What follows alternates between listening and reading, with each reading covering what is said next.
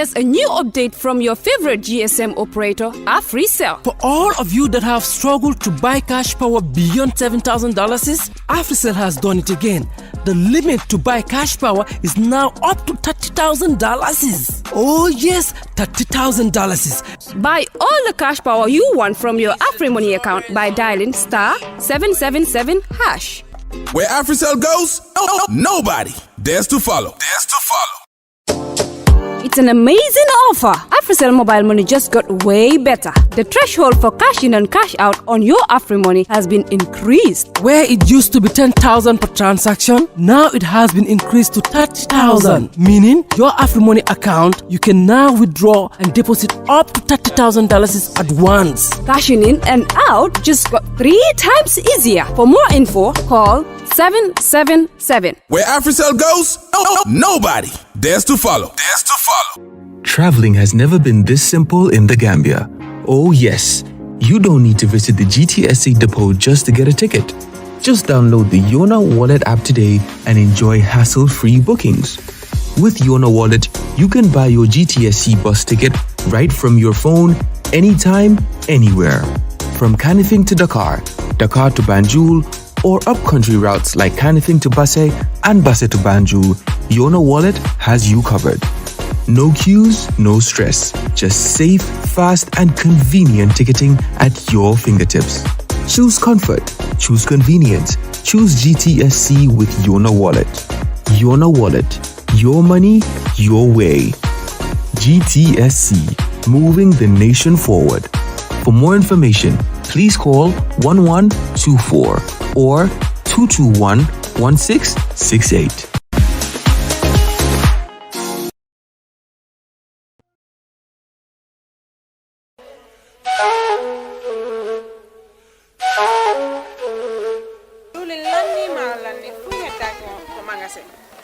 Diwli lanni maro lanni fop lanni awa joni mi anda honno gerde ten e ngaldo sabu e ngaldo Ibrahima jonnal taw joni mi anda se yahay kapitiki nyawloden ha humpondire e makko esko non e warude waden no awa ane ko de Ibrahima ma ko to woni mo Amerique ko America woni kare humpitaki fibe musibe men baluwo be andanda kala ko wada wonde aduna si arrivi e juude mabbe a jonnay do dépassement Gambia har no weebi ayata kadi taw ko mbudi din no jawi walla no jippi be halantama ko kala ko falda ko reise sengo nyamete ili nebba maro basal bomde te kala ko rewi dom a hendo to har no weebi kadi wona dum don tu be abbe jondira mobile phone siko dum kadi laptop kala ko wayrode ni ay kasbawa be wawma jonnude kadi sa vala umpitade ko weebi yetti Google account ma joni data ton wada download app mabbe on ayay kala ko humpi may mabbe ton be weebi ama ka wonda woy aduna on kala ko wawda a jonnanay wondo ka leydi men Gambia do dépense harano weebi hama si dum no fono nebi immoden joni mi dota ma ka place mabbe janno waden joni iya heba ko fala waden kisam Jamano Money Transfer Bureau de Change, your go-to option when it comes to money transfer. With Jamano, you can send money from anywhere in the world to your family and loved ones in the Gambia and be sure the funds will be delivered to them within the shortest time possible. For your convenience, funds sent through Jamano Money Transfer can be picked from all the banks and multiple other financial institutions, including Ajib Bank, Trust Bank, GT Bank, Mega Bank, Basic Bank, Reliance Financial Services, and Approved Services. Visit our head office at Bruceby opposite AfricMed next to Trust Bank Limited or email us at info@jamanomt.com. You can as well call us on 310-3050 or 310-3051 or yet still 733-0688. Our opening hours are 8 a.m. to 8 p.m. Monday to Saturday and 9 a.m. to 4 p.m. on Sunday. Jamano Money Transfer, your most trusted money transfer service where customer satisfaction is paramount. When you think of a simple, fast, and reliable money transfer, think Jamano Money Transfer.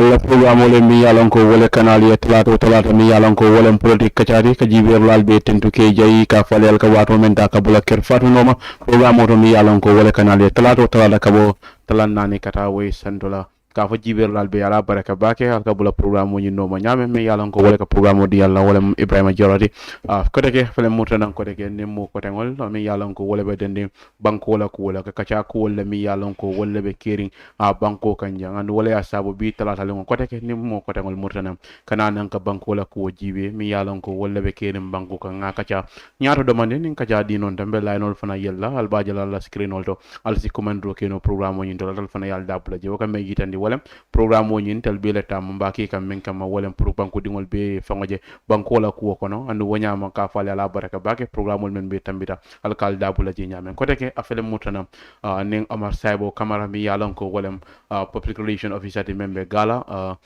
Gambians against looted assets of BMP studio kono janne anim fanan Dodou Jah mi yalon ko anana monu APRC la deputy spokesperson de wolle BMP studio kono be kacala ku jamal la mi yalon ko wolle be dendim banko wala ku wala politiko Kenya anin ku ko tengol mi yalon ko wolle be keren sako watila wato mi yalon ko akamonta GALA coco warta bake ne Omar bo kacala babake bare du fanan nabe kacala ku jamal mi yalon ko wolle be keren banko wala karola politiko Kenya la anin ku ko tengol banko kambe bulala wolta drom inin la le ñokon Omar abaraka bake ka futan fi programme do ñame bi abaraka bake Ibrahima be jibir lal be kontonna mbafale al dimbara akada ñu kontane ku bati kana Political Kaacha and be Kaacha la mumbe dending GALA la wolen kuma ya fanyaming anteleng spokesperson ti Gambians against looted asset movement ole muyalon ko a wulta ka tajrinte yaning sunyaro ka fumu corruption ka kele yim banko kanjang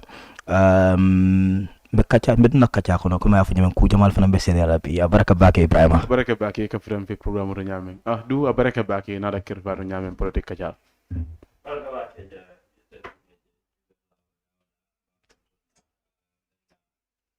ya punya konten namanya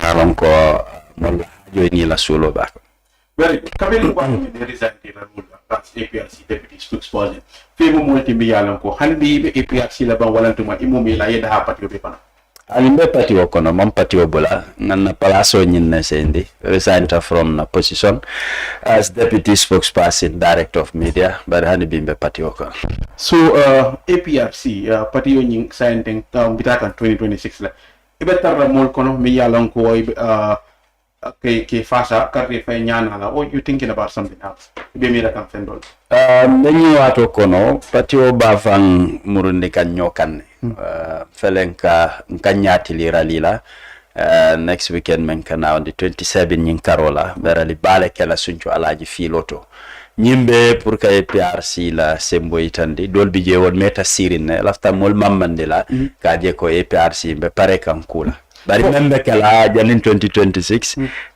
patinya ton kola in the executive be murumuru kala at every region in na moli Kaacha o kola congress be sotola moli decide patio be menekal so but for rally nying alba jibe kan fo alnyan NPP sitenteno coalition wala albala symbole jibe kan ka jibe fal fon si lono alfon no nyimmu APRC ko leta manke alliance kuti pati kote no, I mean, APRC like, damma for ka sembo itandi ko APRC ndamo munyineti ametale mam ke politiko kono an wayatina namol jamabe siri dolbi jefa wali amuta ko APRC politiko la karola wali e fonyele lafta wale murinde la kamol jijato mande but APRC they are still relevant in our politics kabal ni NPP dunta nyin coalition kono kana sign na all activities sol talata le andung alla sembo Kenya banko kan akamonde sin question nyinen karo bije bag toyaleti talaro keta anu ndamangol tema fatam fansi bijele wale nataka noto alliance ulu hani biwo be kerine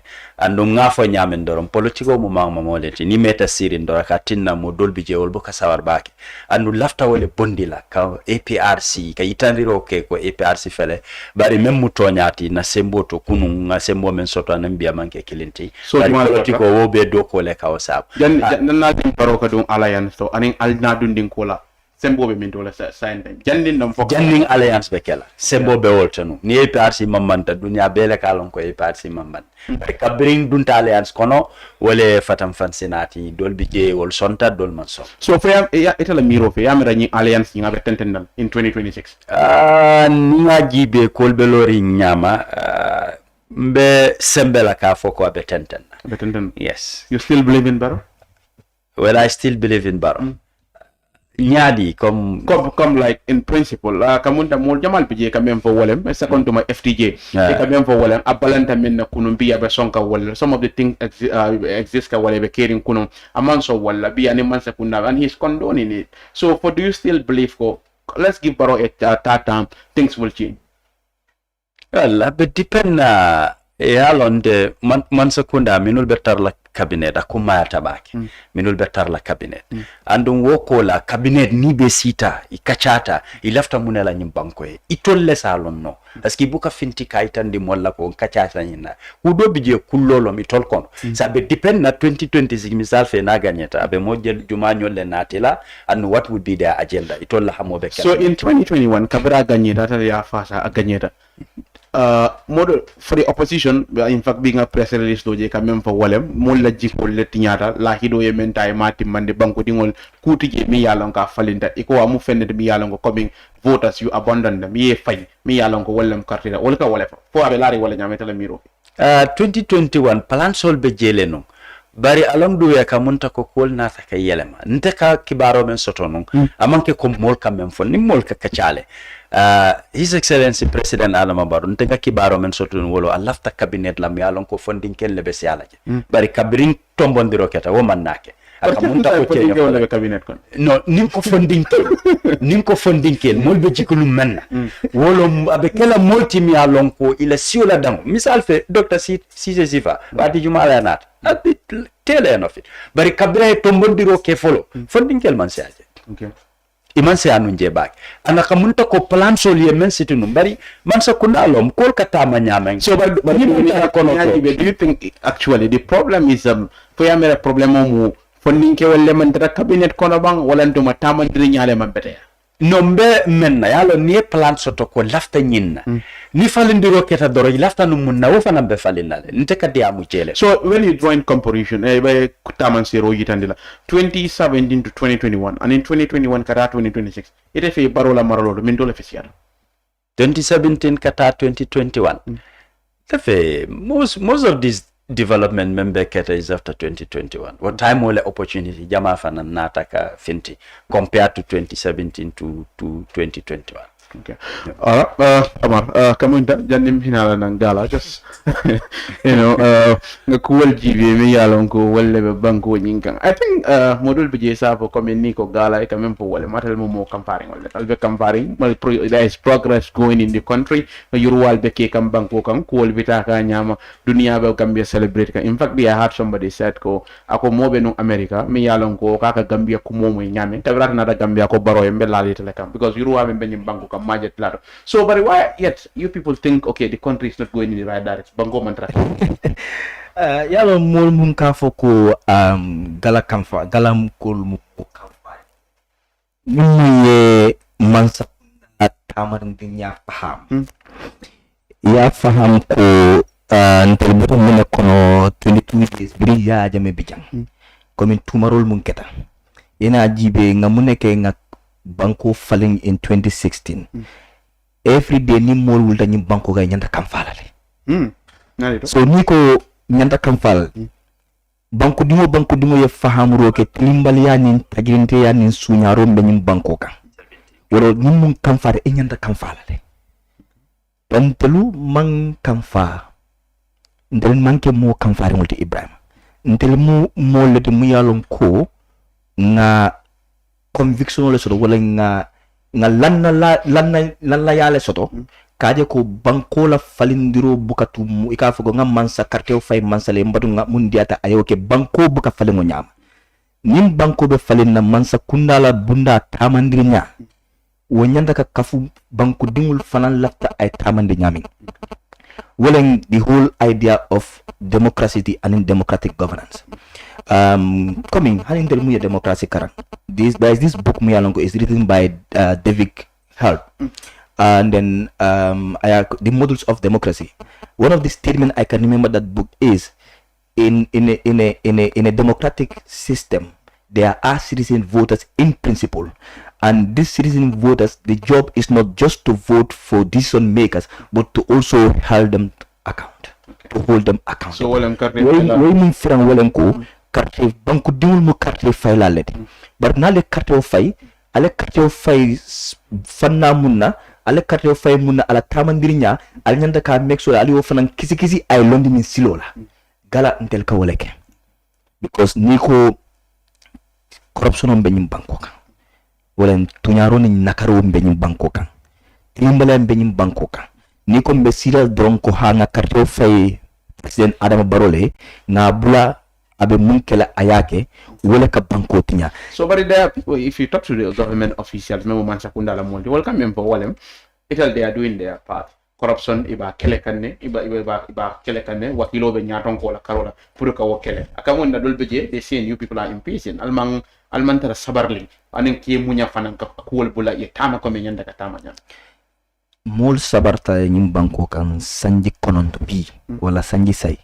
bringin man sakunda nata luolum e ka mun fo mole wolen ko al sabari so ka buri nyaanya ka la fa bus wala man ngi yala I don't understand what kino so kono yala niajibe apart from the 3 years job na and then the 5 years job na and then probably the early protest or the day and then nawek and then occupy nawek and then I think that was against deportation in 2019. People have given these people the opportunity to prove us wrong. Mole fungo di. Ni protest sifa mo ngi jëm every film mo fin mole protest. Mole last week on social media usually we are getting to that era mu yalon ko saying banku dingo nyanta ka mu nekk wolen ko kaje ko man sakunda e mola nyantol ni na yiri wata seriously. Iko man sakunda ko ibe katada ke kan. Yalon ni ko mbe katabunda ke kan.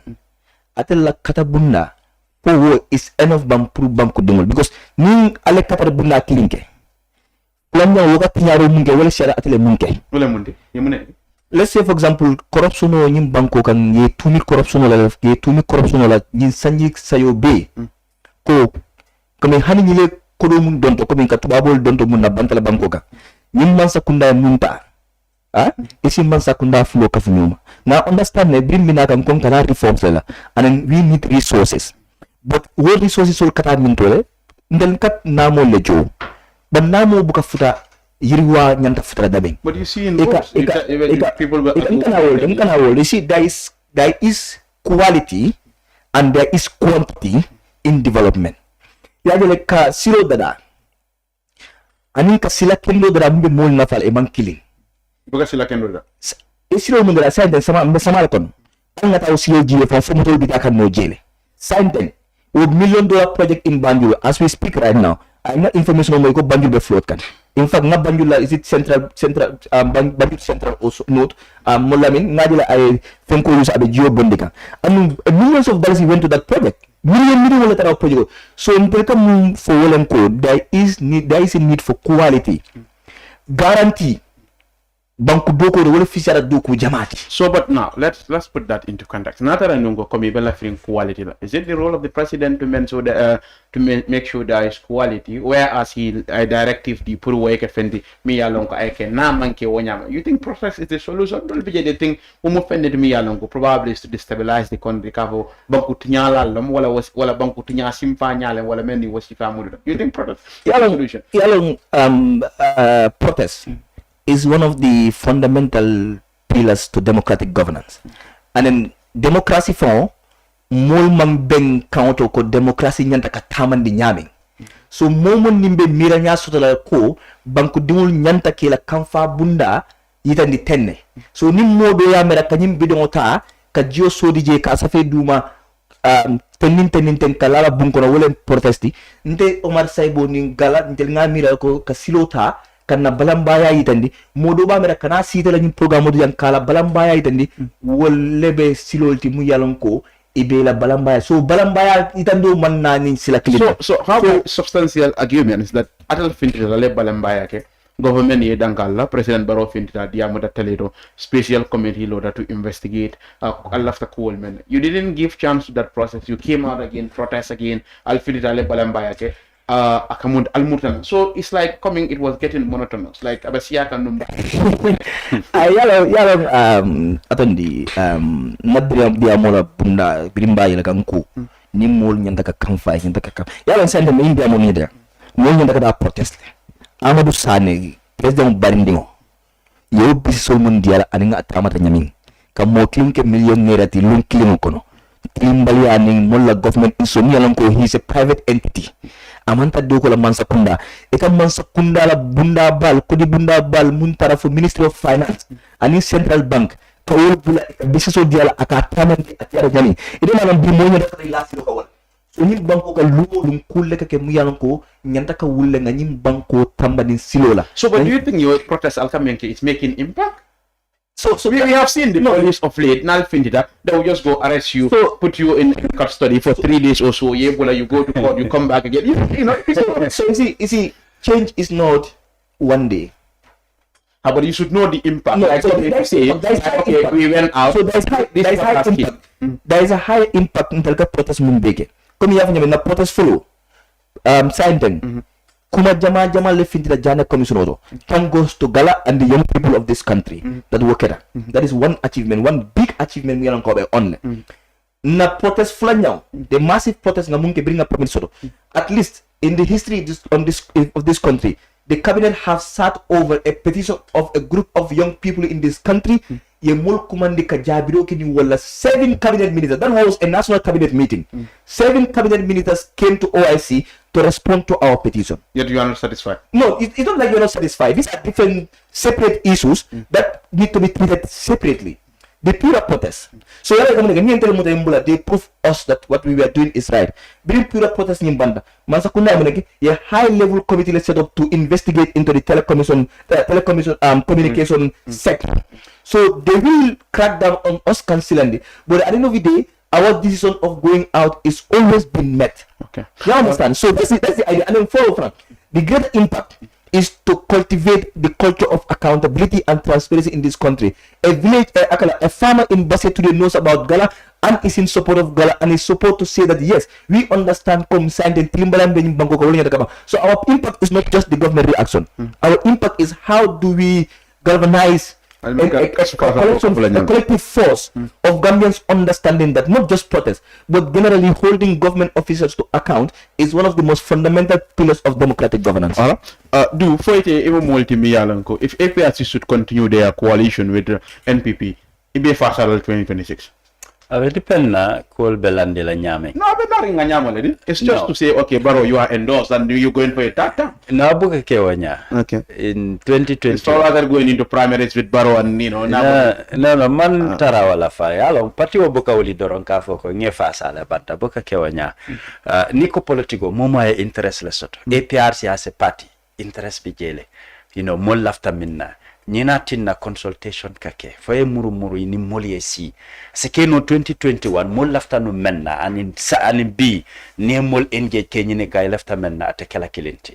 It is going to be different. So but 2021 you want our sovereignty bankola kamforo ya sabati nasi dalbe we have just seen the parliament seeing his security there's lapses in our security installations mi alonko wawol kununda malen député bu moy wopondi for Fabakata to a stage ko nyanda ka gorilla wole ke bitim kelo pour ka je na kamforo ya ke fendi alon ko kana tinya but nothing much has been seen. You people APRC impact is leading an arm of the government memo legislature mi alon ko wole banko dingol they still feel okay deputy bu ngodo kabiri ngatel na Fabakar la nyaton kaya ko they concentrate on themselves more than the citizens. School me alon ko nyanda ka wolle kele mo kele wol nyam. So far I think you people should be stuck. No, that is not APRC. That is not APRC. But you head in an institution and things are not going well. The party leader is appointed, not the party. APRC his action has direct ramifications on the standing of the party. Kenya le sort of party on Nakaro. Let's say just a suggestion, no disrespect. Not that I'm coming. Kenya be Kenya okay. when he's been addressed, they said the party leader of APRC. Yes, that is at an individual level. He was not appointed based on the party. I think he was appointed based on his experience he has in parliament. Had he been support Barrow in 2021, he would have never been appointed as the Speaker of the National Assembly. Be rest assured about that. I can say that there are people who never supported Barrow. They made them ministers. For this position, it's good due to his efforts. I mean, supporting Barrow and partially yes. Yeah. Partly you can say that. Yeah, so now Niko Kari Mantara Kekukang Barrow in from 2017 kata 2021 Amantara kata kan kuol mantra nyama. Now akweko nanga doku okay. Now kuol ka kumbo kuol men no kunung kabirita ka futama hani bi molbe kumbo ka kukili walal. You think you should stay there? No, ntol laftanum palaso men na pur tombong was not speaker. Okay, palas juan. Man la fi pour ka banke, but it was not speaker. It was within cabinet. It was within cabinet, but not speaker. The appointment of Tombong being speaker was not what the party negotiated for. I was part of the team. Negotiated. No, not Barrow, but people within government and NPP. Molnim Barrow man see. Yeah, but until afternoon menna for Tombong was not speaker. But at the end of the day, it was cabinet, to be part of cabinet. I would not. No. Okay. I will not point out any specific position, but it was within cabinet. Until believe taleko na dunta parliament abe soniala kom mansakunda la tamarinya. Then as a advice dino directly. Example, party also APRC as a party in Selono ka foko lafta nyinna then ate was some cabinet.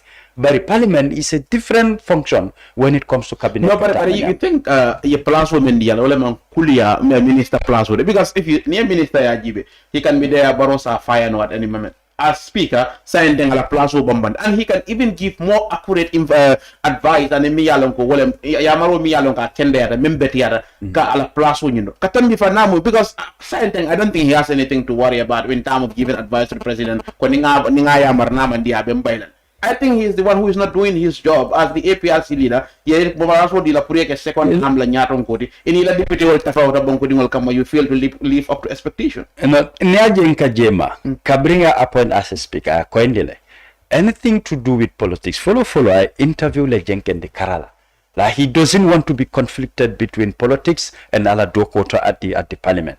But in the sincere appoint, the very first day I appoint, aning Omar Wali interview sort. Wokola, inene amoy kotomba interview. He want to put politics aside to focus on abedoko menke kam parliament. Walatin namko is not like the responsibility of APRC. It's Tombong being appointed as a speaker. You know, being in cabinet is a political appointment. Wole patiobe silo soto la fan kujama lafta men ngapus. Wala nanko parliament and in the legislature, these are two different issues. Amanke kilenti. If you want to play politics, that is cabinet. But you said, I'm not doing well. Now, I give you power to hold me to account. The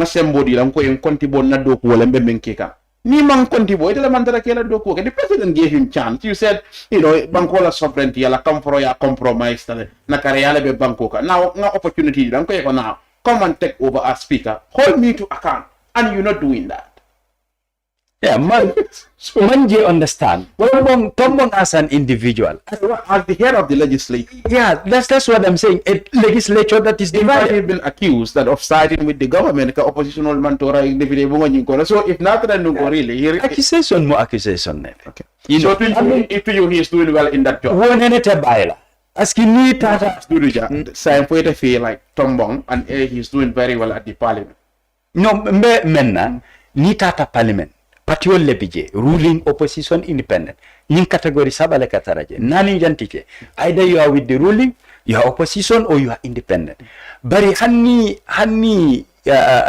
Lota as an independent candidate, he can address based on your constituency and represent. People cannot unanimously say they agree with you. Now, ni president ye nominate, it is different from Nimulia Kartefa. So, but to you, like as former spokesperson of the party, you know, I would say you want things better than the way it is now. Like, of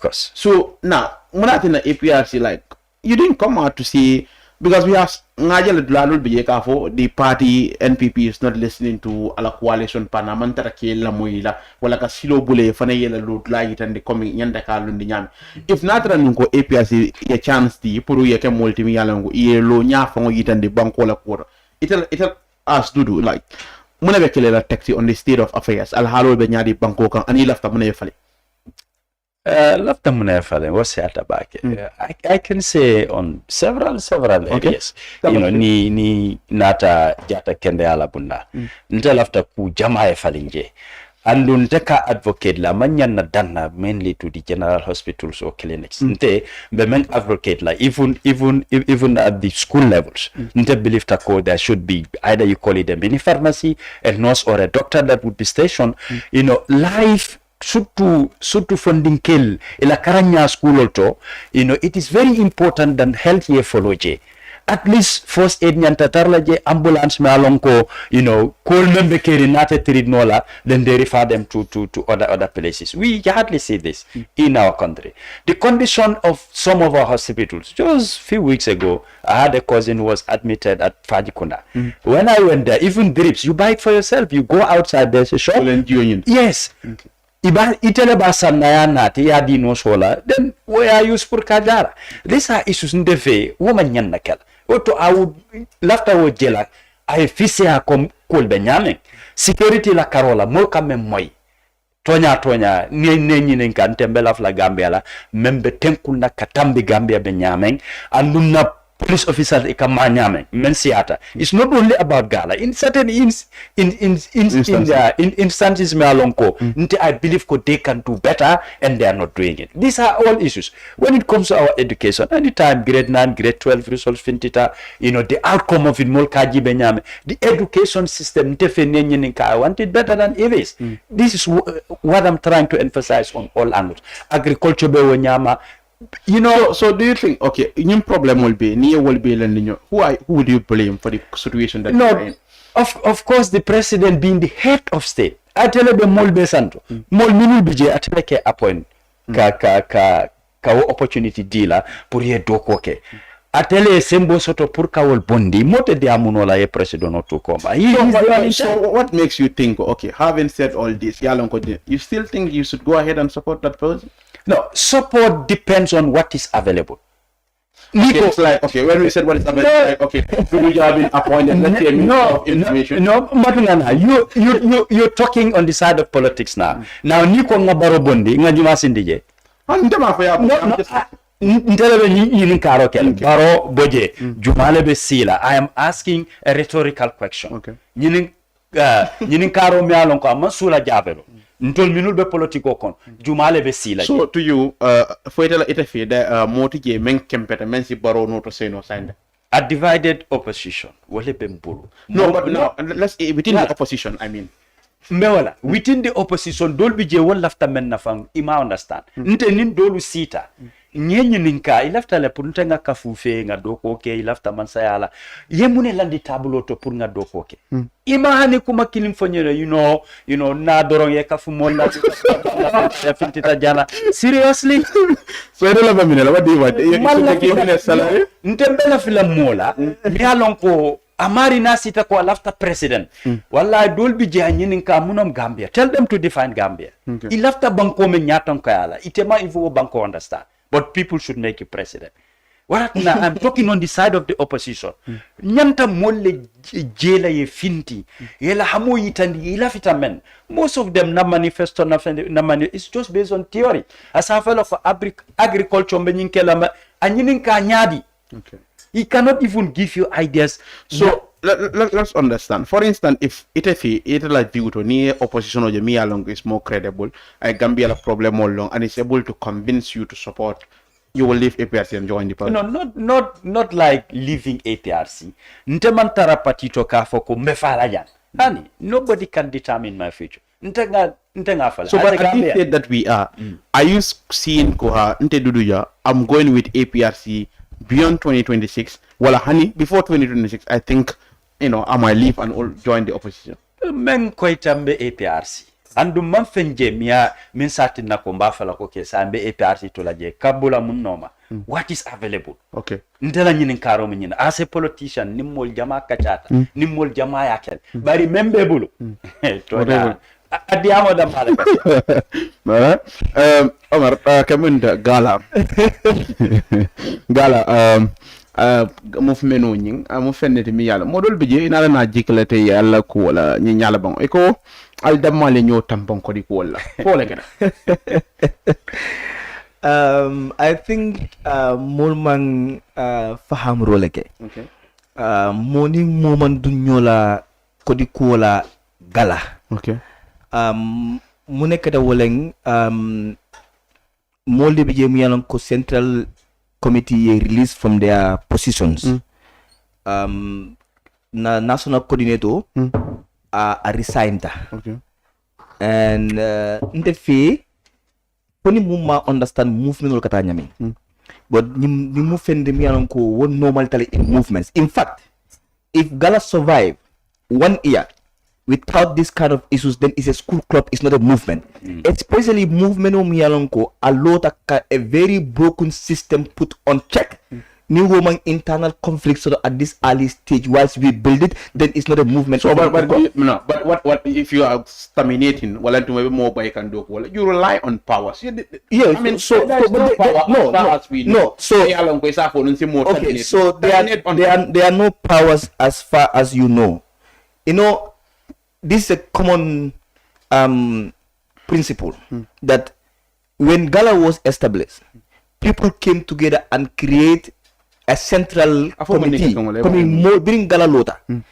Eko sembo tije ka mo bay. Ha to nyalen sembo tije ka mo bay Gala. Mo bay no la Gala. And that's why I agree with the former coordinator. Ikabirako, nobody can sack anybody from Gala. Moma mo bay Gala. But the central committee nsita len koko sainde lafta kanyin kafolo len nyaton kol kije. We came to a consensus that nga Omar ke nyinti nga kari ke nyinti. Well, this no make kanyamin. The central committee have now got that power to run the affairs of Gala. Ka Gala la nyaton kaya samba. Nsi mudmo franga siko Omar bitaka ni nyaming aning Gala principle. Remember we had a constitution. Aning mo kilo mu yanon ko wo tadale. Wole constitutional safe. Then Gala Central Committee lana ko jing so the Gala Central Committee ya sembo so le ka mo bay. Na constitution sotole. Ka mo bo Gala place. Na constitution sotole. Ana constitution kono yakiye ni moye jiko bondi wala tamandi nya bondi mu yanon ko aning Gala la simfal manta. Nsi bondi nole. Okay. That constitution. So, but do you think at this stage, good idea? Remember, ibaja la ko watal mol bal kono mi yalan ko yewol muda al halo ni mantara temberim bake pour ko ñoo bondi omu kafu janjan da simfanyal. No. In fact, yemen be wala mu manya sifali o manke iban ngo sele ni fulo o manke kafu janjangoti. Ya jente la kafu me kafoti mi yalan ko amanke coming sunkudu kafoti wala village kafu mi yalan ko ka ben nga tantan ko si nganjele. Nte lakka fo mu kafolti mu yalon ko mol ya jele ko aka mansa kunda le kendi dol ya tumi ko abe mansa kunda boyndi kolto. That becomes a problem through wo kafo ye ke kafo di mu yalon ko man dandalang sansang pour ntel fangol la tankola. Comme nyadi. So nin daji ko man al yemen bay nal me bay you will be on the track. No, amanke ngamul bay nim me bay mbetara on the track le generally the galala lokumo sainte mansa kunda kantel jibe jamin hani diamata na kola e kan kon tel we are at threat ma fa ngamul bay nim mol bondi ye better at threat len tamum fo ni nga fam ko moye kole ke munning kafola silo nin loi bunda manta so we not get to that, right? For the general principle. Let's say you said you stand on accountability and transparency. Number that you say Barrow and his people are not transparent. Now, at your own level, if not any member of your group, Alba Baika wala ka bondela plus, you should be bold enough to you think that press release it doesn't represent anything? No. So somebody writing something at his comfort zone, me alonko, he doesn't even rely on any powers. He just then you have not read the you have not read the section the section of the constitution why these people are released is clearly written on the if you read the letter, the letter released to these people, we publish the letter. Nka mun fo welenko kodi ko matina nga promoso to gala. So muna na liol bondi. So ne bondi le ngajele ko they have not aligned with the interest of gala anymore. So what is the interest of gala? The interest of gala is to have the conviction that this is a fight to the end. So while if gala goes out, you didn't go out, then you are out. No, not if gala goes. Well, I'm gala findi da banda iteman findi no, gala la finto mol fanka ko mun badal central committee to. Nka mun fo drong gala ireka mun fo gala stands on principles. Right? So tell us some of those things so that at least we really have it. That is what I'm saying. That is common knowledge that gala stands for accountability, transparency, and gala have conviction, and the conviction is we have a country to fix. Alongside, whoever lose that conviction, you are no more qualified to be within the premises. So what I'm go like, okay, let me put this to you again. Well, when you want to go out, Allah ka finde ka balambaya ke ndebe grupo ko ngo hani nkana finde then ko al ngabodi. No. So momentary grupo ko mun ko ankara finde. O that na mol man finde. Man fa understand. So moma fo grupo ko non kana finde nga mun fo daji ko le finde daji ko mu yalonko amanke lanna made pour nga mol muta na central committee do ngi bondi. So do you have a provision for that if you don't trust any member of the group you should relieve the party? The provision doesn't have to be exclusively trust. If any behavior is undesirable, which is generally can be defined based on the agreement of the people that set up that constitution. So just to clear one thing, that our second arrest, when the pure arresting, brilliant arrest, because in the arrest the Monday mile two.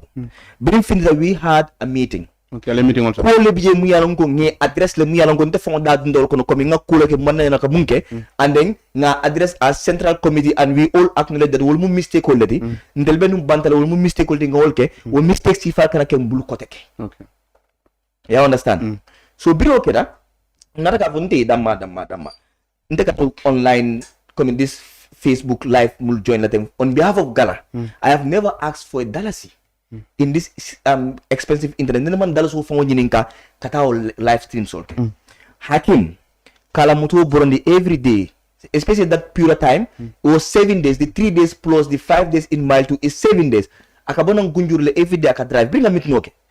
The former coordinator, the then coordinator, Mohammed Ko, that because we have the money sent to us is to run the operational affairs of the world kana cool makoy then ye 2000 the moment 2000 mola pass off on si so I mean bondi wol maso no namanke usenuti that's the honest truth. Usenu came I think few days later or a day later he was not interested to take the money which is very normal, which is very okay. That come ntega je ko ngana ko spend je anu organisation ko so can refund yente refund mo na la konte yang futal. That is very normal.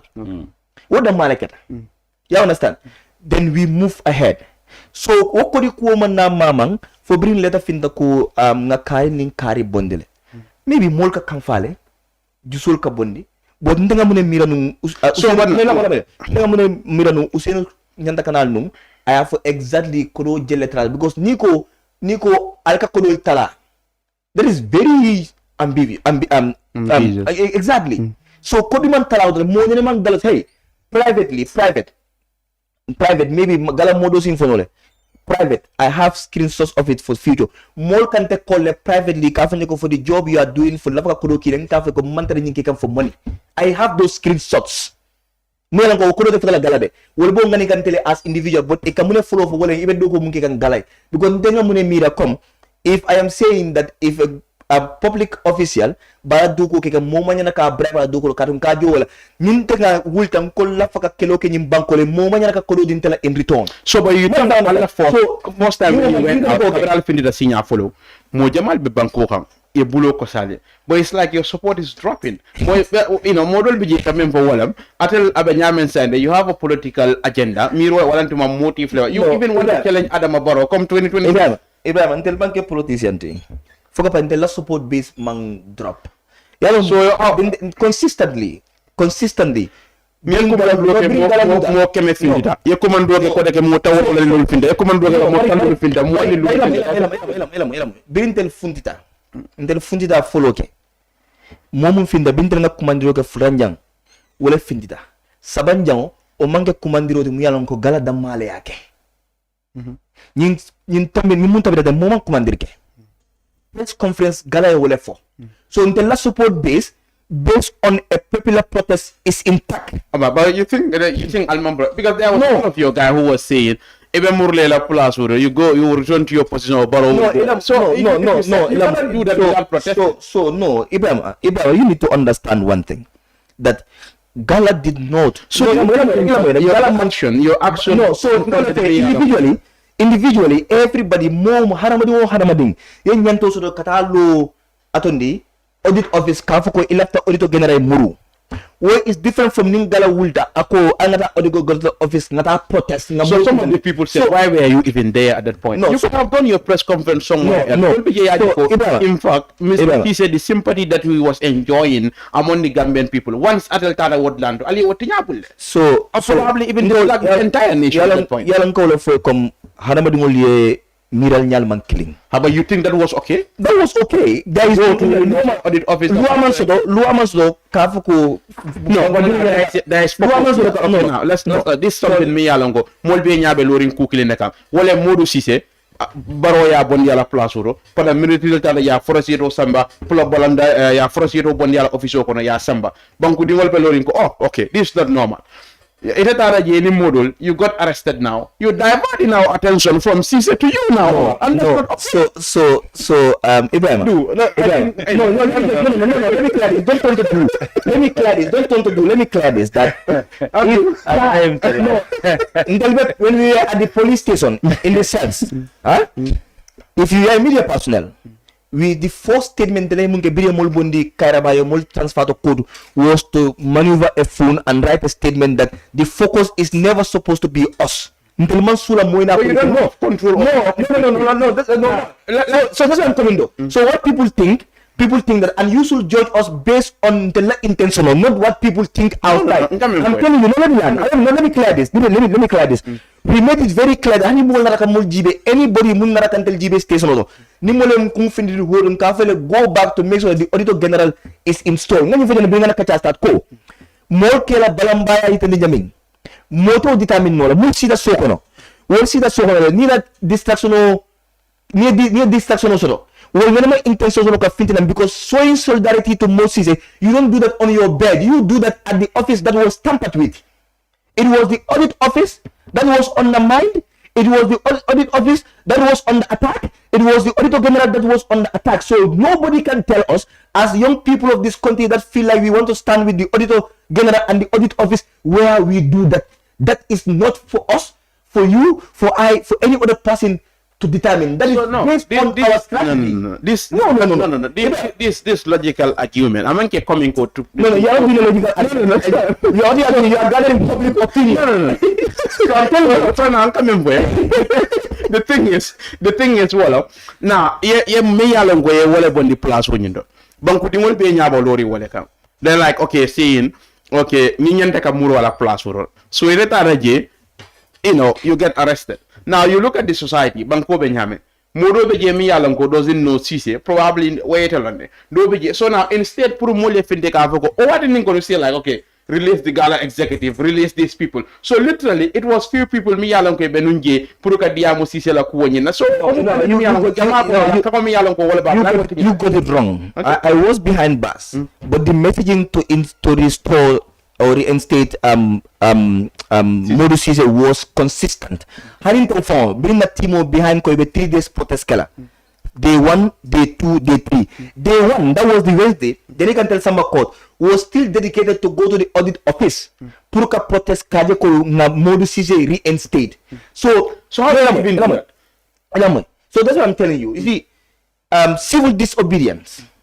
There is no structure to it. Okay. Ndalisi mungkeno wala banku di nganyantole sotoko na banko la kitabo mumu constitution de and audit office the audit act were all violated by the president. President will be lu aletia. So ndalisi mungkeno wala kataje ngana balambaya itandi wala civil disobedience. So looking at the sequence of events, it seems Barrow and his government are no more listening to you people. Because you said you went to the audit office now, let's install Modu Sise Murundi ala Plaza.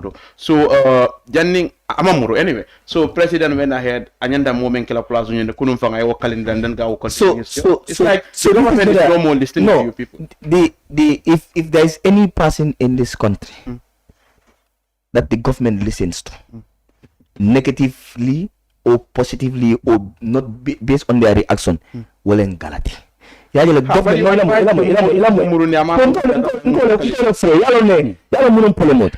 Banku dingul la balamba itambo is not gauge on forman sakunda ye akuo kila dong ila faka munge is it that itself is to show that we have flagged. You see, when we had the protest, the impact is not just immediate. You know how many international organizations now flag that? So you create awareness. In the long run, this impact will obviously come out. If the president denied to listen to the voice of the people after violating the constitution, now that will become a point that he will listen to us. So no, that is not measured. Okay. You see, that is not accountability is not an event. So it's a process. Accountability is not. It's a long process, and sometimes it's not immediate. But what I can tell you is that the whole idea of GALA impact is not just every time. So it could be Alsaki. How about how would one like this suggestion? Like from not have listened to us. Oh, they listen. Okay. The police had a meeting with us. Then the Attorney General is willing to receive our petition on that case, so that it is reviewed. So, you don't believe in to understand that it is the court that has the powers. Sembo be kiti bungole bulu puru ayela moy kuwala. Most of Omar Fele and GALA they taking the lead. Kabaro samba kiti bungoto kafa ko munati ne nyinke than to think about protest at that point. So and then that is the thing. Can we clear this? I think nanging for the bring fin the selo kono ko. Momenta protest that day. That was not a protest. Okay. Nobody announced for protest. It was a press conference. Namu announced a press conference. And in the in Bangkokan. Ila mu journalist world. Ila na mo banka press conference ke hinda kata ka permit palebang. Okay. So there were no instances in the local mole alfinji na ngana protest against this. Namu for dorong as a movement lafta ka press conference like nga itandi dunia la ko na constitution wala na kita buko di wala tiada National Audit Act mu yalan ko wala buko di wala luati munka National Audit tamandi wala tiada na balamba ya itandi dunia mola anim banku dingola anu ngafo munebekela na next step. Nobody protested. It was the police that changed the narrative. And then that also is what you are saying exactly, all of this public opinion that in this country sometimes we are very naive that people can easily shift and change narratives and we run after it and run with it. Nobody protested. So let's clear that. We went out to do a press conference and then until when I was charged for unlawful assembly, I never knew that a press conference is an unlawful assembly. Come on. All right. So this is exactly what happens. Okay. So GALA, you are a youth. So GALA is for the youth, isn't it? GALA is for the Gambian people. Gambian people, okay. So and the youth are the drivers. Youth are the drivers, okay. So GALA Puruyaje Monyol by at this stage. You think it's a good idea? Puruka Mol Bondil Plus at this point? Yeah, that is very normal. Depend la wo modu yemenke. E along nika fo be bulu akashartol lesot anyanta tamala nyame anu jannin sartol be lande la ilafta minela wala kanafolo ni aje GALA fomta ilafta kula lafta nyinna be nyinna fight kan be nyinna keka o kola sartol bena sa natara mo marta palaso la wala ye responsibility chika ya diala nama ka nyama wala bakke ka nyame jama mulu ya je ko amantara ta ka nyama kufula le bije imma ya sindi akachande ko nyanta kala tek bari natara tinyaro warta men jarta pour ka bondi do essayer nota la palasola ndefe mantana jeoto is very normal. Okay. So at this stage, like model bije mi yalonko, I think na Gambia la democracy is still mature back. If people go out like mol bije mi yalonko ke moda banku tinyala, I think even among our security personnel o mira sifal be mol bulle anytime mol finta sa fe ko ñun la fa banko le malala la fa banko, those are the things mi yalonko asembo warta back banko ñin kanja. ite amera mu nekk bankola democracy. Are we going right or but democracy nyimbe silo bula? Alors, man dinko le afoko hakilo wale kanyambo sing. Amanke semboti, amanke korontoti, bari ko ku ya kanyama. Doli amera ko nin karanta doro ngakol belon ne bari wala saken one time. Andu Gambia mu bankole timi alon ko mol buka understand surtout ni mo ko ke ndenga jeten wala na miro mu nyine mol se nek. Ani la miro ya di mol se. Wo kamine yitendi ila fahamuro le doyata. Alon ka karam mu kilinet. Bari pour ka londo soto fana mu doleti. Londo membe bulu ya faham ya understand fana mu doleti. Andu yemen understand pour ya di mola wol fana ye nafa soto je wo fana mu ku doleti. Karango damma mankanya. Ñin nom ñim banko la problème mol buka la moyro ke pour ka understand fa jara lafta mena fa hani bari ate akungo e memot wara lafta memoel ni te mo fodoron ñim man fem faja bari kul ma ñanna tala wo ñam gala as a movement nte wati soto tafang na question le race is gala fighting against corruption or they are fighting for regime change ñala nga ñin kal nko you can't have it both ways Niko medine kele can you stick to that? You are fighting corruption, you are fighting corruption. It is their choice. They said we want to fight for regime change.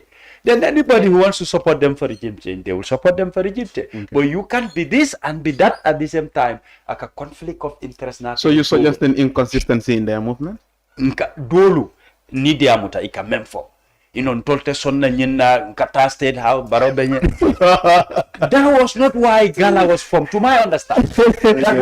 That wasn't the reason why Gala was formed. So just to help you on that, you see, we need to pay attention ka jeko moment di muyalanko abe Gala wala associated with Gala have a personal identity. Left and have a Gala. Left right? and so we are clear.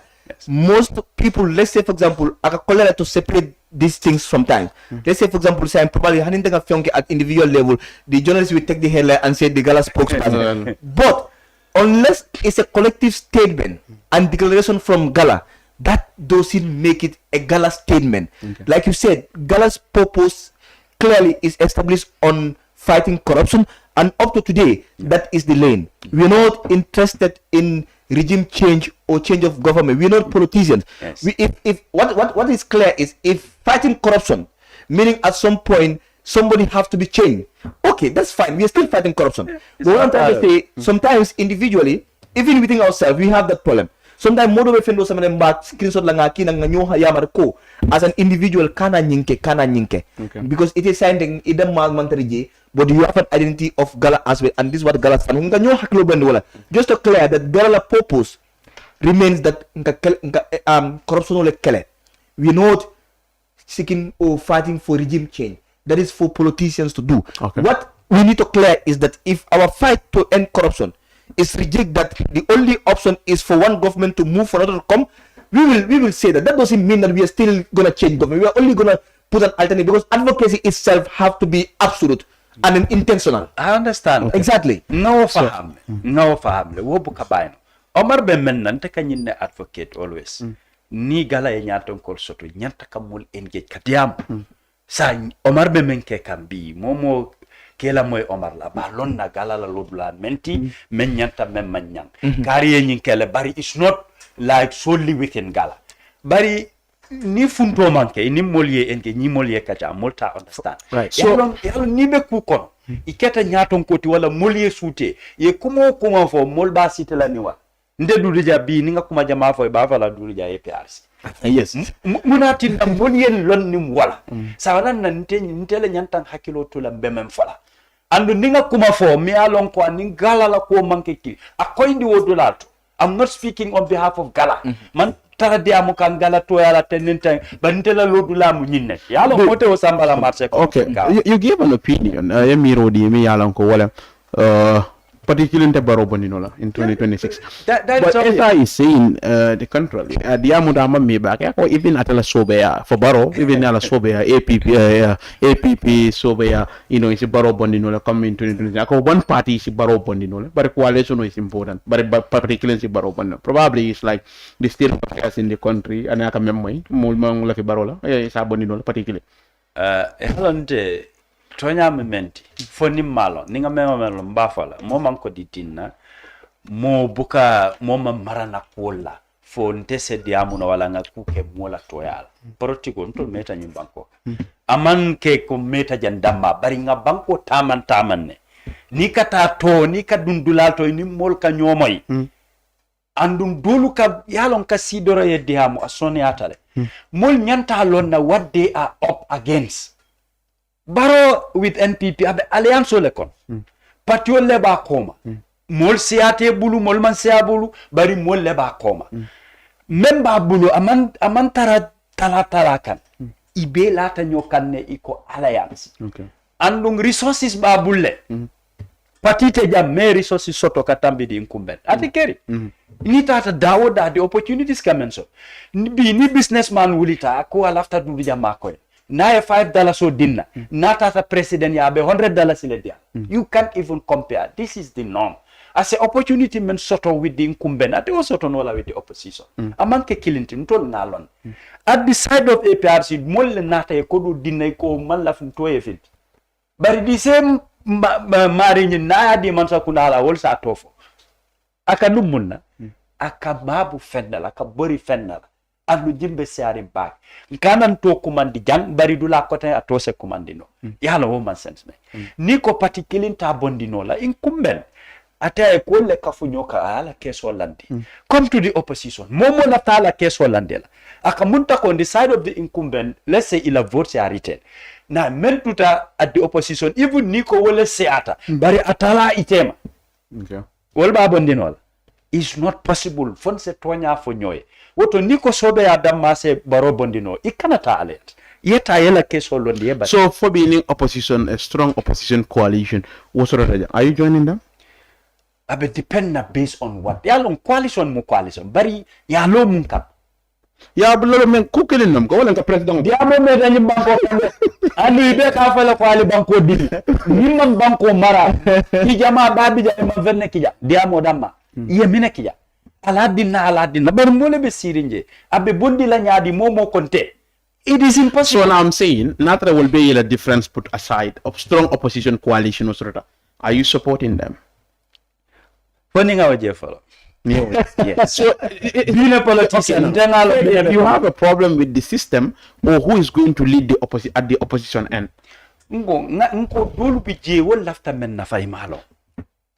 They just following the flow. Are you supporting ESA? Example, corruption benyim banko nyimantama. They just flow. ESA be coalition folk, and if he happens to lead any coalition, are you supporting him? ESA ninjumale afo follow. No, he's talking about. But at Tambita coalition, they were support. Natarate Tambita. Atenin Jumale Bakela. I'm speaking as a politician. Anin Jumale Bakela. Okay, now let's say SRUDP. Alliance do be Jefan. SRUDP, SR cannot lead that alliance. No, I'm saying, now if that happens, anything can happen. Okay, now let's say. I am telling you 100% SR will not lead that alliance. So let's say, okay, Davo is leading. Are you supporting Davo?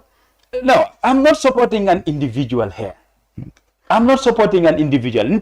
Part of my policy is like, I will not use the word all, but the more matter in this system. Mante support. Ya katale ya tara sinya jama. So kebala mo libo. Ani bi will want to insist ko itolom. Amanke only the parties, the politicians, the undecided voters are not voting for you.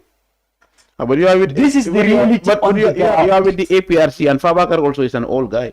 No, he's not contest here. He's not contest as a flag bearer. Mama Fabakar. So if you should contest, you will find your way. Show or portray any interest ko alafta Lola. Not alafta Lola, you will find your way.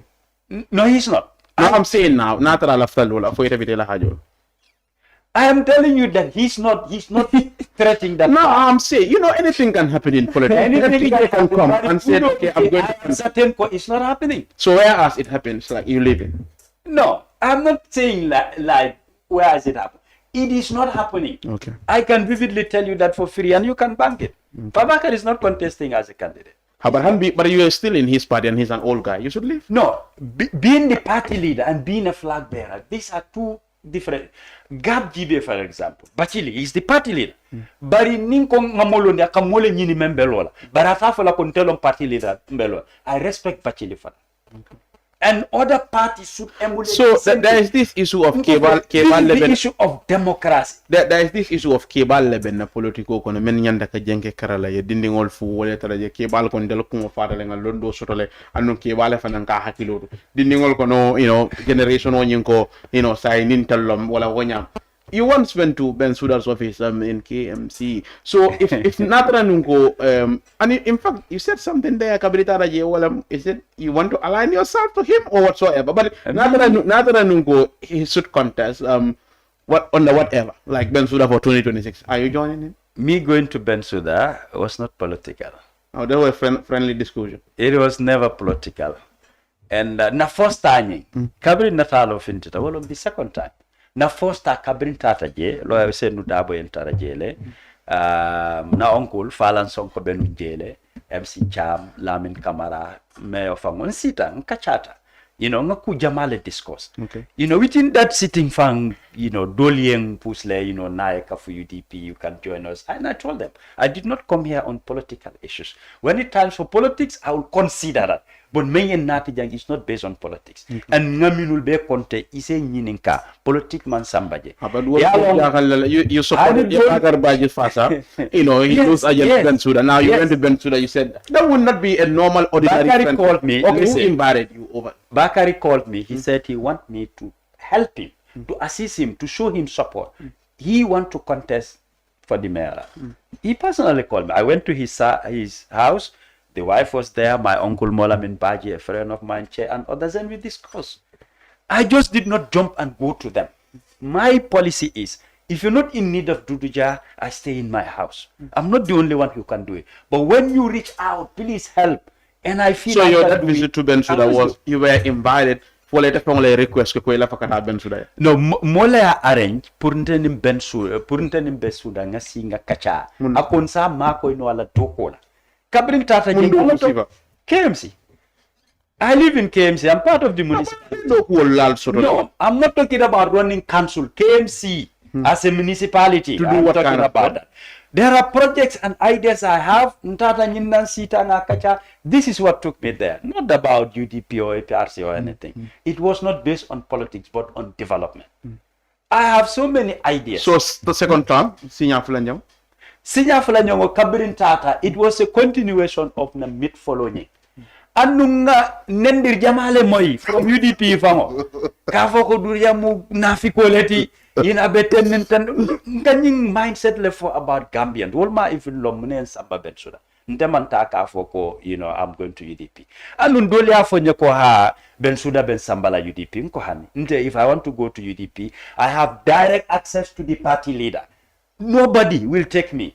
Any party leader in this country, Alaya Soni and Ntebulu, I have that good rapport with all of them. Why should I go to somebody else to take me when I can go directly to the party leader? I've sat with the party leader with discourse. He told me, not once, not twice, come and join me. So, but he's old and you cannot join him. No, I'm not, I'm not talking about being old. And I'm not saying that anybody to lead or to take charge should be a young person. I don't have that mindset. So what is the mindset? I want to come to that. The problem we have with the elderly people, they feel like the young people, they should wait for their time. I don't believe in that. You are young, you wait for your time. What time? How much time do you have? People can say, okay, equally, I don't believe in that. I believe in giving chance to others. It's not about age. But it cannot be only you until you die Mokotonyena. I don't believe in that. That is not democratic. And when we talk about democracy, Bundal yele, momo se opportunity sotono, I had chance tarai. Ni mol ko jaralom. This is my belief. Bari ni kari lota mota contest no kom membe UDP dol ka foko ni lo adabo lota wala na lafta mo kote manyan na nyina. That is not democratic. I don't believe in such principles. So if Bensouda should contest in 2020, are you supporting him? I'm not guaranteeing that I'm supporting Bensouda. I talked to him. He's yet to tell me whether he's even contesting. No, but now I'm asking. Yeah, if he should contest in 2026, are you supporting him? Are you considering him? 2026, I'm not making any decision yet, and I'm not going to do it alone because my reason for resigning have family implications, I would say. Because my family, at some point, are even telling me, forgo about politics. So I would not do anything alone. I have people I discuss with, people that I consult, and based on their advice and what I feel that is best. So, but Tombong is saying, Tombong, you know, he right up like a kunu. He's saying Gambians from all walks of life, you know, people learning more killing, they all saying Bensuda.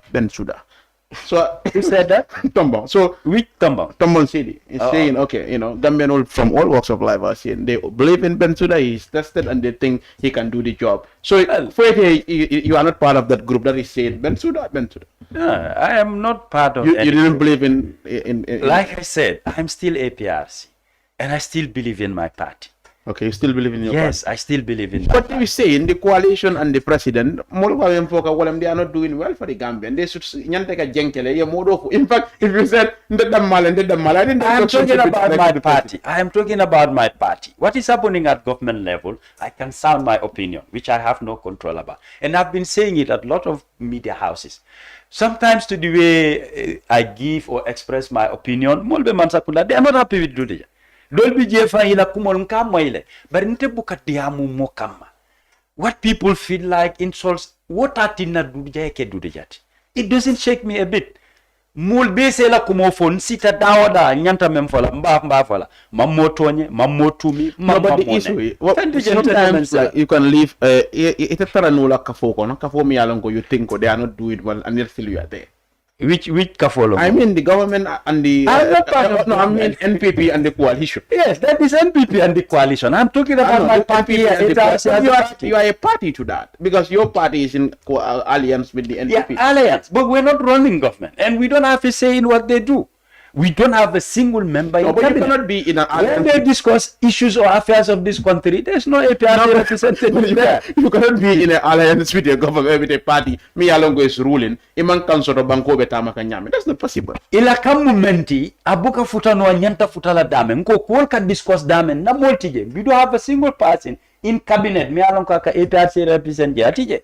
Ntol nanta dame olon parliament. Tombong as the speaker. And being the speaker does not mean you control parliament. What you want, parliament bukatama wanya. There is no executive powers for the speaker. Or symbol babulu mialonka lafta menna wale betama la wante parliament. So it's different from cabinet. This is the point I am trying to raise. Nsenna opinion soto, nsenna miro soto, ngafo janne. What I want to see when it comes to education, health, agriculture, for masata jang, security. Bari abedan na jang. As a kenu nienna kumomoy ya meroko ay nyimpo abete atale isa apply instead of no. So APRC and no to alliance you see them reconciling. We have seen Jammeh. As long as Jammeh is in charge of no to alliance back. Very very difficult. Nde sometimes kasile nkamfa nyininka ilafta minela ma understand like no to alliance. No to alliance ilafta minela mbuka understand. Yeah. Munekera Comme ikela activity sol ke nyameng. Andung ye believe men soto ko Jammeh is coming back to contest election, which is practically impossible. This is why I keep asking, well, after Menela. Abukatama wanya. No, but at some point you also believe in Jammeh. What has he? What do you mean at some point? We believed in Jammeh, yes. Yes, we believed in Jammeh. What has changed is the trend that we were pushing at, which he was part of, at some point in time, he just took a break. Stopped doing all communication. Up to a later point, he said he never authorized that. Exactly. Now, you can't stop communicating for 11 good months. And you are aware of what is happening. You are not part of. Why didn't you come out since the earlier said and said, whatever you are heading into, I'm not in support or I'm not part of. I believe then things would have been different. But you cannot wait until all things are finalized, things have been agreed and signed, then you come and say you are not. So for Atal, that will only create division. Anytime FTA diamuda wala mo kotengol, what you see in them is they were into Olantuma idunta nying alliance nying konola because of Jammeh's interest. I don't think as a party, you know, ibeduna coalition okono emanyakadum because of mo kungilnale. You should believe in your partner. Ko abe menki ka wala nyante, then you join him. So I think that is at some point that is stopping you people. Jammeh's interest is part of it, but not all. But what majority? The party's interest is there. What is the party's interest? Your party is literally dying. In this alliance. Literally, you say on the 27th, it's just few days, and you will see something different. If APRC is dead, me, even the party where I belong, whatever I want to say, I'll say it without fear of favoring anybody. This is Kunkujang. Is it Kunkujang Kiraya or Kunkujang Name? Sunju Alaj. Yeah. You Aliam Allah support al Bondin and Foni, you bring people from whatsoever. That's not how you test. Every party does that. Every party in this country. Yes, when you have a rally, you bring people because they belong to the party. They want to be part of it. But that's how you test your strength, I think. It should be beyond organizing a rally. That's the easiest. It is not a regional rally. It's organized by the party, and you don't segregate. As long as you believe in the ideals of the party and you can make it, you're welcome. Everybody doesn't come. It is those that can come to the rally that you would see. There are a lot of others that will stay back. No, but earlier rally Jamal in Abuko, and you're still in parliament. It's really fair now. No, it was not about Sembo. It was about being strategic. Not to alliance in Fonyi, it was already divided. The NPP decided to allow the 5 MPs to continue. We told them there's no guarantee that they would win. It's a stronghold for the Noto Alliance. I have been saying this. Even at some point, people within Noto Alliance, they insult me. I said, outside Fonyi, where can they win? That's the base. That's the stronghold. And it has ever been outside Fonyi. So, the dominance in Fonyi, that's where Atal Fernandez Sembo be Walter. No, you are not functioning. No. APRC, we had places we wanted to contest. Serekunda West. NPP said, let's leave it to them. It was a push and pull, and a tussle. They gave us Joshua and Bundung. We won. But all the other constituencies that NPP stood, they lost. Pradal Fernandez base be Fonyi le? Nkawale foye ko Fonyi APRC aja me bota wolto. Bi pati jumale be winna base. President is from there. Okay. And I kule kebas. Pati dol bi je wol buke mira fam pour kata base. Voilà. Omar, iko team Gamsa Bopa, aning atel Almandia back. In fact, they said there is an ongoing fundraiser. Me along ko wale bitakang, and you were pushing and pulling over. Kodonyi betalala jadi le almalafi wale jamasoro, almalafi wale 50% soro. I saw some of the people online also saying team Gamsa Bopa were at this station. Was it at Kotu? Ibe alla modul bejebe. Kajafika wala meni wasifa buluna. Alin team comme ça bopa la relationship. Attendez, fenden tel nin team comme ça bopa tema. Tel nin team comme ça bopa mam problème soto. That's right. Team comme ça bopa is an existing movement.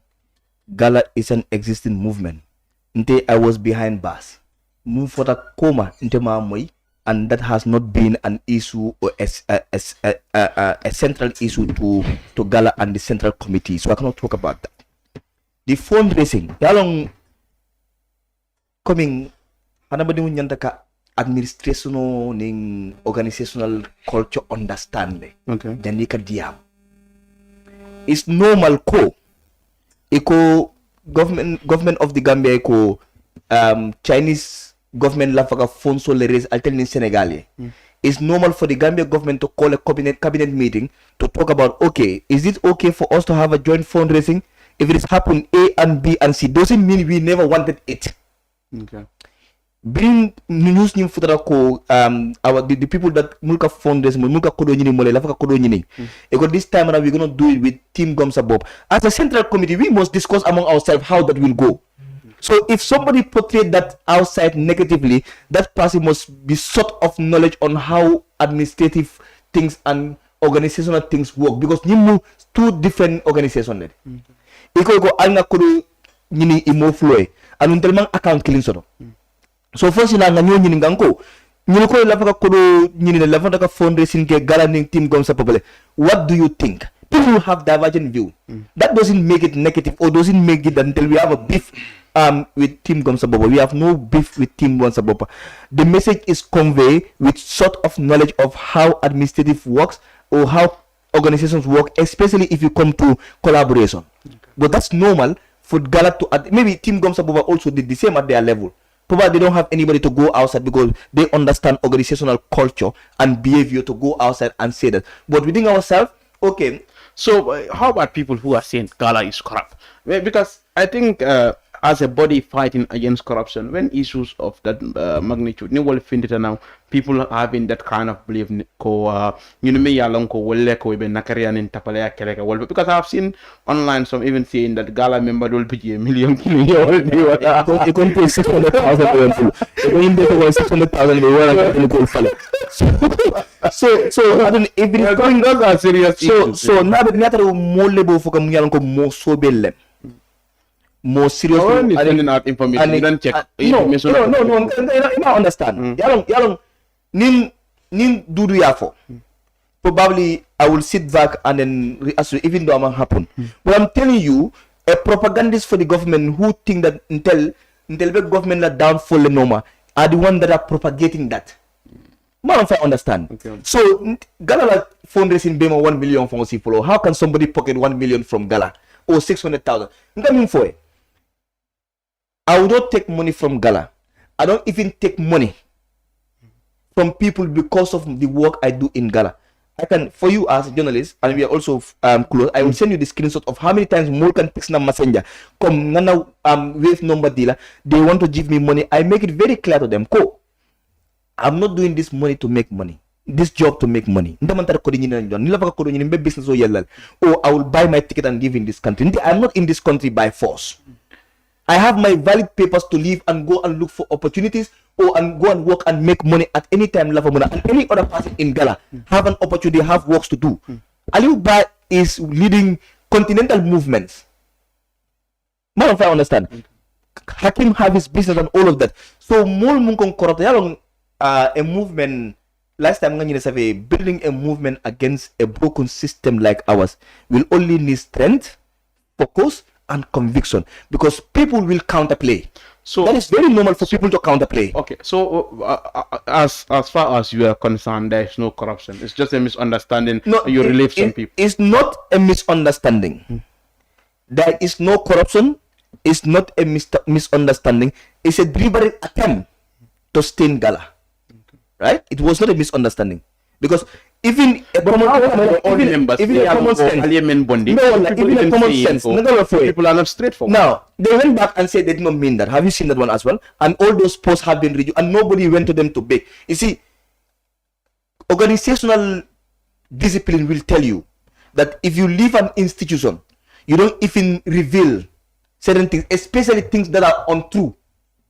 Man, if I understand, that is uncultured behavior in organizational setting. If you have an issue with your dismissal, write a letter to the organization and challenge it. Yeah, contest. But secondly, even that is true, you were part of it. You never protest you never resign in protest or challenge any of this until when you left. The question should be, what were you doing when all of those were happening if it is true whilst you are in with him? So the issue of the Auditor General, I'll call the press conference as the way you say in it, call the press conference like then whatsoever, yeah, arrest and whatever. Now there's new Auditor General saying, what's GALA's stand? So GALA's stand is in defense, constitutional defense. That the section 158 of the 1997 Constitution and section 58 or 158 of the Audit Act have stipulated clearly the Auditor General Bondirinya anyakara ni sartol munna mansa kunda mawo sartol leke. The la person remain the same, that we are going to submit our petition to the AG through the AG chambers to the President to make our demands that it was unconstitutional, undemocratic, to release or redeploy and later forcefully remove an Auditor General from office. So you think that petition will make any impact? Petition we have already seen President So if you petition him, you think he's going to change anything? And the President is very informed about things.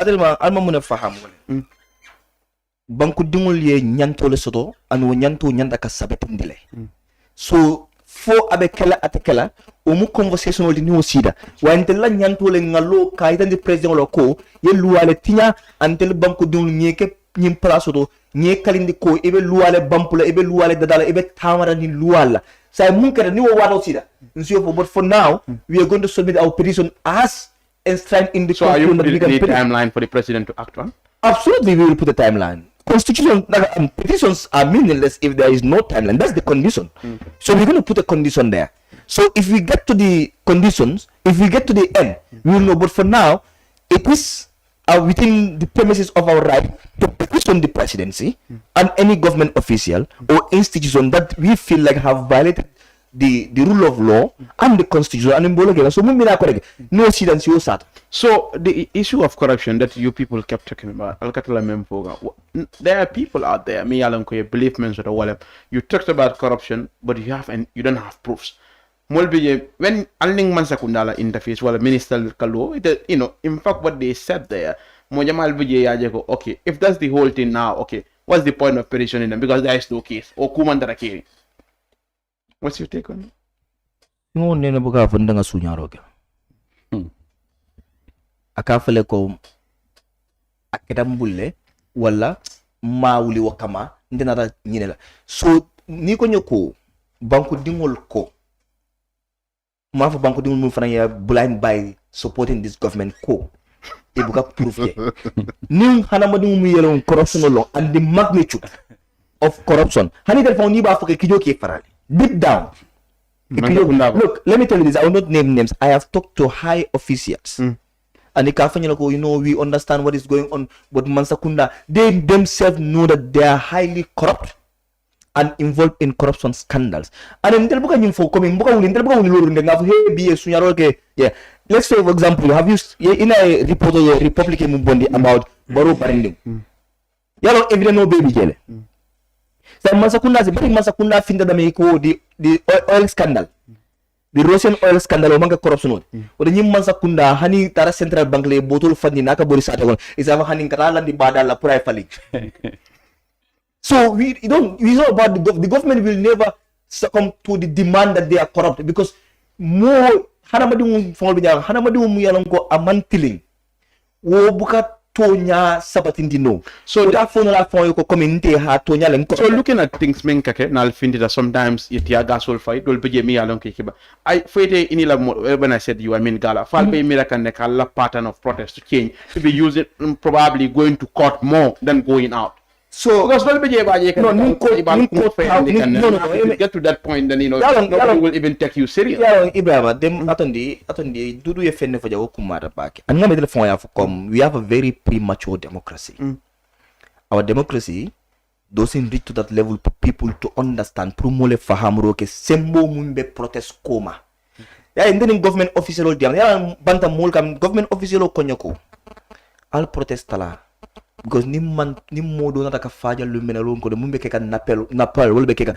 the power of protest. This from a top government official. It will be said that protest munateng nilunkiling kunara kakije mosifa mefinda banko kaita content. And that's the idea around protest. Come protest mukule muyalonko molta blano anun ko protest tear gas. Hey, freedom. Kefon prinde kela nyantol mara kela nyantol protect abuka na free yende jele anytime yente tiagas o yen samba to prison along ko e symbole dinte la pour infindida ngamunge ngata nim fulake. So it's not a sabotage to the government America sabotage ka symbole dintella to be more motivated, to be more convinced that we have a system to change, because now the system is not just corrupt, but the system is also undemocratic, and they crack down on protesters, which is a violation of fundamental human rights. So no more camera protest because of Nankotoro. So many Alanko they have is Gala gonna endorse any because you can remember when you have political ambition so if you come in 2026 in terms of endorse any of the candidates, I mean the election nada. We are not a politician. But we have seen civil society organizations endorse it. We are not politicians. And individually, we have a right to affiliate. Okay. And if any of us individually ngaje ko nga candidate mi yalon ko ay nyafa ngaje coming asinyim banko la yiriwa samano nyatol, individually we can do that. But let me tell you one thing about Gala. We are not partisan, but we are political. And if the time comes for 2026, we will make a decision, and then probably we will be part of the kingmakers in this country. Really? Yes. We have the powers. You have the power. Yes, we are not going to contest. We don't have a political. So, but you can align yourself. Yeah, we will support. We can support. Gala can come out and endorse and say we believe in Dodou Jah and we believe he can do this job, and we believe the fight and the struggle we are doing to salvage this country from corruption and corruption scandal is possible, and then Gala can do that. So Gala can endorse NPP. Gala can endorse UDP. So, how can you fight agenda? Endorse the system. Example, you understand? I'm trying to make it look like that. We are not politicians, but we are able to do that. I don't know if the point. Endorsing NPP is no go zone. Kami na line all yellow world. But janing ka line all yellow drum. Ni naranang ayu kon ila pa kalunum parliament mayo ya nyino lale yo bay. If we should get to 2027 parliamentary election, are you contesting? No, mampare man la finum kalo mole flyer dada janja. Okay. Omu mola la fin doleti. But intene na ma finti ka for I'm going to contest. Oh, ema la mayo. Ani. Nana ma waited. So did they have an ema la? So you wanted to be a young cabinet minister? No, I'm not. I'm not going along that line. Okay. So what do you want to do now? You the higher plans with the APRC, and you still. I think you are not an active politician anymore. Of course, I am not a part of the executive. I'm not holding any key position within the party, but at grassroots level, I'm doing politics. Okay. Akamunda okay line old yele wot la nyinto je barenta man taraka nomba nyinje al nomba ka screen nga nomba jibe nga nomba nyim fo you know mi yalon ko wala mal nomba nyinga screen. I think people started calling. I think nomba nyel lon fa ko pare anyway wala am telephone nomba nyinde dal de ka menki je ban nga mera sambi ba kala je pour ka je nga commander lal tano bari ya nga fat sin sa walita. Hello Lamin Jara Ibrahima yeah Mala Ibrahima fat sen sabal be konton nan be gala la mo konton nan Dodou Jah. All right, be moy kan Yo bare laptop makilinda mala fala gala mo li ako ise NPP endorse no le se UDP endorse no se do endorse parti ol BDCB endorse no bari NPP yo endorse mbalon na ko be min be kele kay man tara kele kan pour banko la ko Mayrim bi NPP be o banko kanyami tora Gambia dingol ba kono MPP le atinam ba kono oto momo e wol endorse ite man tara banko e be kudole ni wo botaje Dodou Jah mi kanyinin kako foy binala UDP le hani Gambia Bena ta UDP Dodou Jah le be kala mo la bank min bina UDP ye wona gara Dodou Jah min soto ntolla party leader wobe Dodou Jah fangole bul kantu ngamo le 2021 election o kono Dodou Jah ko yalon ko Adam Barrow manke good leader ti bari wala tuje wala fi siyata UDP enana andum tolla leader mo usenda bo ta andu woko ko kaya mbe no be le audio moy andu woko la fanan mba fala Dodou Jah ko ntolla party leader na flag biara mo usenda bo usenda bo UDP wala tombo okay UDP wala tombo wala mun tolla flag biarat nimmi ya ko momi meta je bayrata ko momi meta je atenene to bulala woli noma usenda bo ma fango keje okay biri UDP ko chuk alifale usenda bo tombo ye patio karafana andu hani nyi flag biara tombo ngo minketa momo ni be ala nin kila teme kilinde bi tela kaburo kono ni fata mobe yalo nako kuru yaman tama nyin kono nafiki yaman tama nyin kono nyin flag biara tombon ta tilmo nin toñade kono to nimmi ye jow ya fudo soto yo jow ya mutaje bari UDP ye nyina tom andi mi yaje fananko ako on voted miliman decide pour sa carte vote volta vote la waliye sai wali ba vote la mi atol alu londi ba ora abaraka bayri ma ton ko tebal wolunte fondinke lafta fon ali fondinke londi ora abaraka right so la fondinke londi ali be fondinke mi bulo sabakan ala saba e finti sila nyaayaji ora abaraka du so fe o fale to e malla fi abakle wadi du bala nganyo minko mbe MPP endorse la mbe mum foga wolem comme I'm just doing a general principle comme Gala will take part if not necessary that mbe endorse la or not.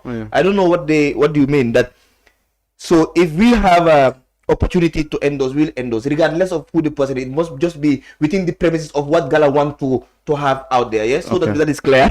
All right. So, do you have anything to say? Ako ito wala fi kusenu da wala baro man do gono bar da we wala fi wa.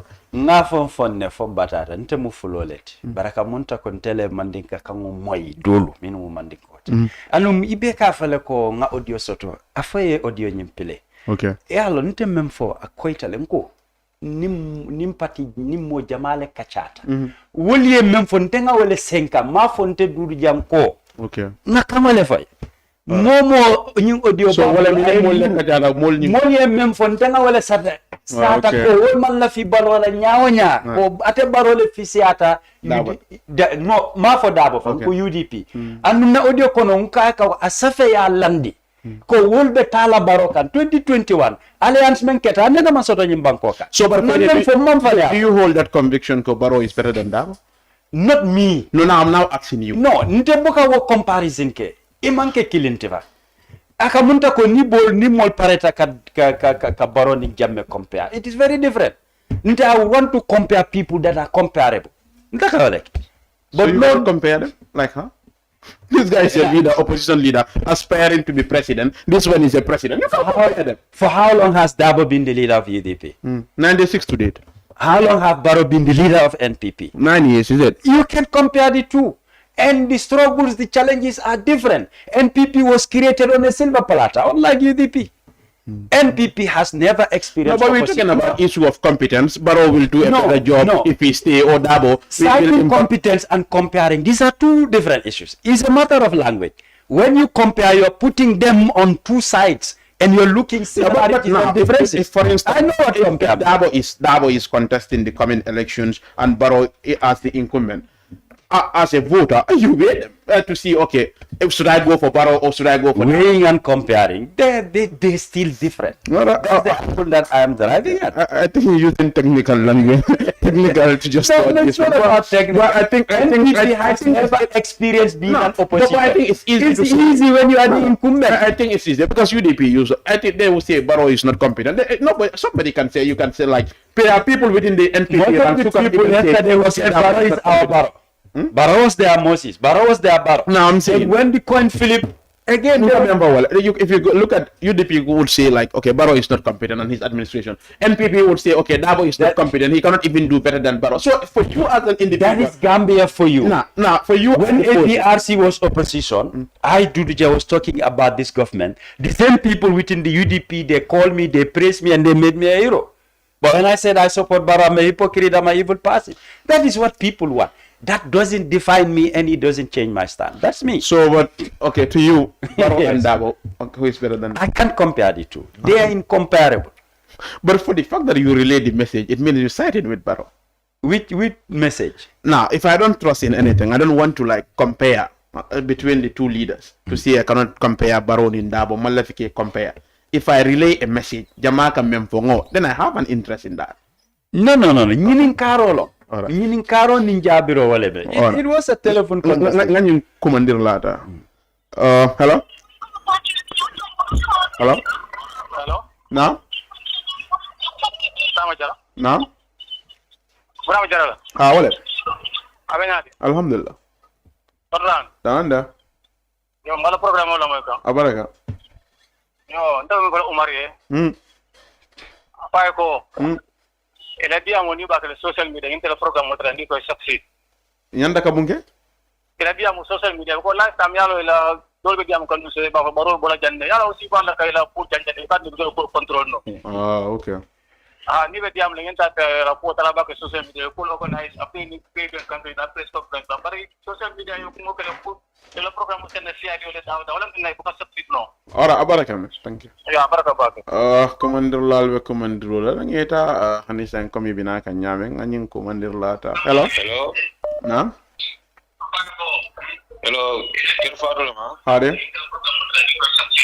Okay, let's contribute. Go ahead. Program. Ora ila ibela monitoring set ni atala do mandinge ba jala nyomo e sone amol tem. Okay. Go ahead, please. Atariende, commande la losiare. Okay, Ibrahim, good evening. Mbijang. Good Atariende demanding ke commande la losiare, yeah? Okay, we love the contributor. I just want to praise Gala. Omar Anala Mol. Okay. Thank you very much what you are doing. Every patriotic Gambian, Gambian Balcoma. We have seen what is going on in this country. So more time into the Gambian that I be I dissolve under the DRM because na banko ngaje ba tardi da banko jamalen dang. Albi ala keva jibe Rwanda no jibe be Gambia to coma. Look at Mauritania will be Gambia to coma. So in the findira Ibrahima and they are used be Gambia no nya yelende kan mole findi mole na banko kano banko de ya mole force pour mole banko kano. So it's just an encouragement. Omar, I will encourage you mafra people keep it up. Just small ball coma alialon ko aldam. Aldam ante Gambia no be dawda bi ayalon ko atol be tonya kan. So Omar and your guys keep it up. All right, thank you. I'll song these people to penetrate you. They are very powerful. All right, hello? Hello? Alhamdulillah. Yeah, I'm there to sort of control the Nikan style program in the con, especially Gala Boy. I'm very concerned about the cool and members son after the Sako Gambia. Because Gambian Colon, Nairobi, Dana, and Induniaka, and it's two different. Okay. Gambian Kolika Molika sitting up one dilat, member justice fight. Gambian Kolika Molika has signal to maybe Tonya fight. But Gambian Kolia Molika Tonya Folati, and in Banku in Betoti, member corruption in Kabul for Million Mendo Fasa. And I'm working more better to member government the site. Because in scandal, men pay the care it and no starts for the jelly and I'm in Baroya walk on them. But if I'll put Likela Banku in Jawati, if I'll put Likela fitting up Bundelanti, if I'll put Likela Mensofunda Jawati, I'll put them out 82. So participation no soto ali be men kan ali confidence o kan ali la ali fanna anali be men kan ali la wala ñew je no ko succeed khani l'islam kila Muhammad sallallahu alaihi wasallam ya kuma ni ko be jina bon la le muti ya ko fa ko be tatale ala kewa Hello, assalamu alaikum. Jara keba sabal Helsinki Finland nalu kontong ini la luntambalu platform auto. Ara abarake bi moy kande. Polo mbedu ja konton na politician bale mati andunde Umar Saibo fanan konton na me alon katele mugalala diamulati. Ambe kacha polo la Omar le kai tandala ko. Albedo ko men na banko kan ale banko mol jikindi baki.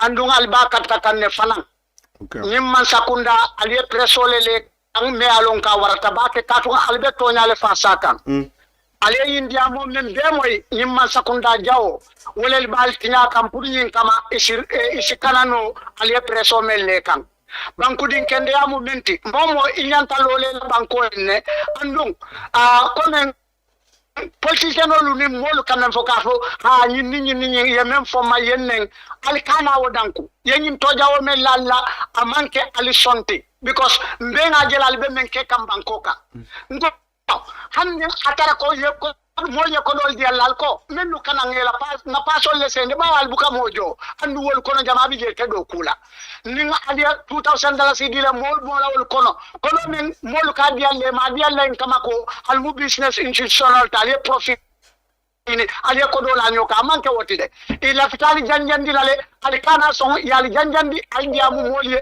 mennu be bo kali kono ka kuma jawo ke fo ala fo ko albelo rim bankole aliya continue alkamenke allo banko e banko dimol le malti mote bola nan Senegal ay banko de danje dudu jala karola mani nin kala nyin nako dudu ja birite tata molye itata menye ko ibuka kuma fono e fona ka fonna patio kan ite mune fono woli pour wal fane letela patira ma da fana moda patiol to ita ma fo le no ba alna la antol la patio kan nga coalition ke risin foye men si wol son ba te feta ta ite wala koita ite o kuma ko fo wol fane le ta kan katun be men nyino la wala man sakunda sobe jumala sina men ne dalil kendo soto nin atare ye la moy mo la wol man kuma fono e ite nyanta kuma soto le be ibe men fono la wali barin tol fana nga jele da itsuru ja kilimo sanji mo wannim fula ibe ya jamme no maja bari ma fay ko ya jamme pete jamme politiko mu no funyo fumolete te fane yi do diena be believe samen democracy to mintiko Momo ile kitimento wa patio molle ka decide yela candidate o tombo ni tamanta o patio kono itete sembo sodono la pour ka wala kan flag biara tombo e bari membe je wala pati kilim fana nimmen ta fodronko ha mbe kar bon la o atra pati jungol mbawo fo kamun taybe impossibility la sambalana bari nin ku kendo le bete mulu ita fanam se ite be menke kan andu ite la ta senata molu beta finti na ya fo moli yelan to la patio kan ite be patio men kono membe ko APRC fa ba karto mon jatala nyaton kaya kono atol le den tajang dimma sakunda jawon bulte me Gambia dungol be tora ite du jada be wala kon okay fono moli ite biya molu kala nyame wala nyinte ko akam tede na mala be long ila biya moli imu abaraka thank you ala abaraka setalo ala hello yeah ela monitoring set kin tala do manike please abaraka wal konto bake jara ini politician ba be siri da men kera dudi jati ani foldinke jata ba membe kata Omar Saibo Camara na konto ba fly ko be kelo me na man sore ya akabule ko be la dulo le ko wasi kala kale ko yo ko be moy dale ko be jela la fala bari salo ko fane be Gambia bere ni o tankandi ka corruption men bo banko yinka okay Gambia ni be ni o tankandi ka because corruption men be yim banko ka han Israel telo fa o sa re Gambia corruption fa yaje so wote mbafule ko ye nyakas yeldo ko ke banko ni ala be joral ko ti ni joral ni mu fonni kele to molbe fa fala dum de wala ele fala e para ko so be ni ko e karo ko ma jibe wol bi dale be kafula le man fali wol bal lele lan bara tin bulita men al continue wala ara abaraka ma den la ba ganda to ja ma di holdon soli ja fonni kelo ma de politicien bala ma di gambe ko be yalo par jannim biye si dugi jane ne tiamu tan ako nyaje be lala ba o man nasi yudi fle tan okay ni ngaje dugi tabe yudi fi ko bala mbe silan la dugi jajare do banti so wote politician o ko mo basan di basele il faut ko mo ala baraka Dudu ila faka fen clarify on that mol men gafo sanyi morning fula kabula jam yeah okay Kabre APRC nata. I was going to school. What time until we didn't okay. Yeah. Send you morning. Alhamdulillah. No control. No control program. Okay. Alright. Kamu ni control ni ramai ni. Alright, me mai kan. Abaraka. Yeah, dalam sisla lah. Sisla, okay. Yeah, no ko dia respond aku. Ada dalam molo member for party on yaro kaya ya jama no 22 years abra ya jama okay 22 years mana mo ya jama no okay mo ko le dol na flag bera mo honorable double ni personal issue na head double mo business holding dol la party mo outside tonight I decide dol mental na flag bera ya ina ta ko lo ko mental na party ko you want to decide for us. So mla for ndon na UDP na patio na leadership when you come to our leadership na party do le rights ka to you outside you know party do human rights ka hondo le nyanda men tata na party na flabe ya thank you very much. All right, abaraka. Do I come and nela nyen kumo doesn't go down with the yellow card. So Ngambina for fun. No, so that's actually normal that the statement doesn't go good with the yellow cab. Of course. I understand. I think it was that statement to say, okay, you know, more killing way taranyato, you know, you should give chance to others. So, but I did not mention a name.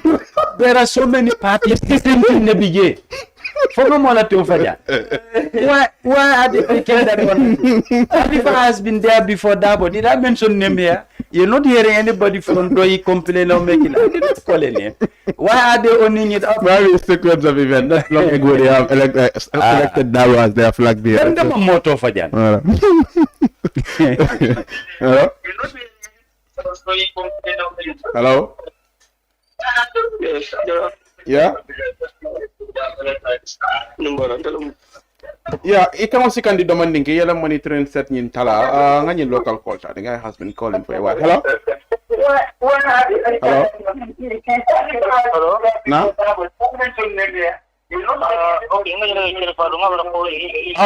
Mole, diam.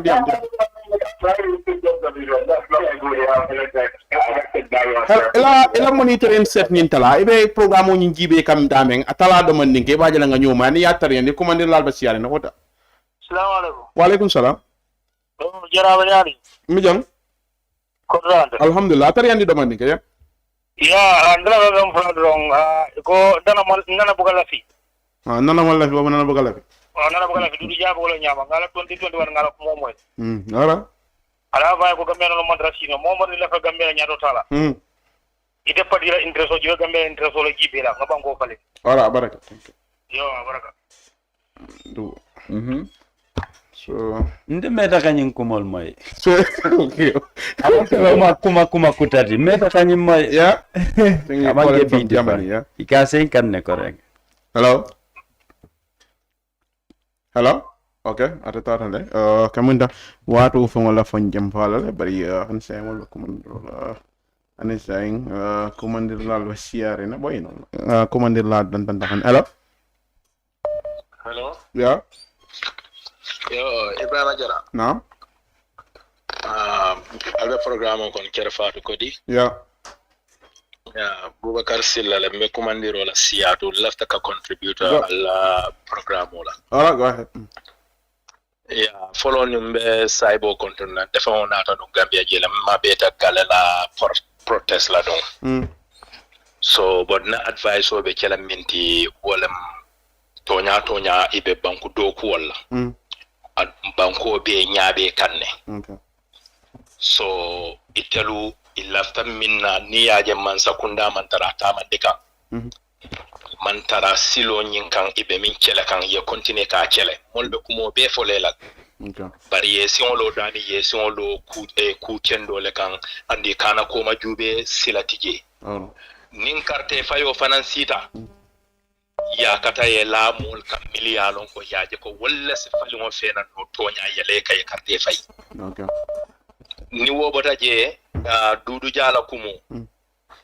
Lafta ka Dodou Jah wal hakilo bulandi minna.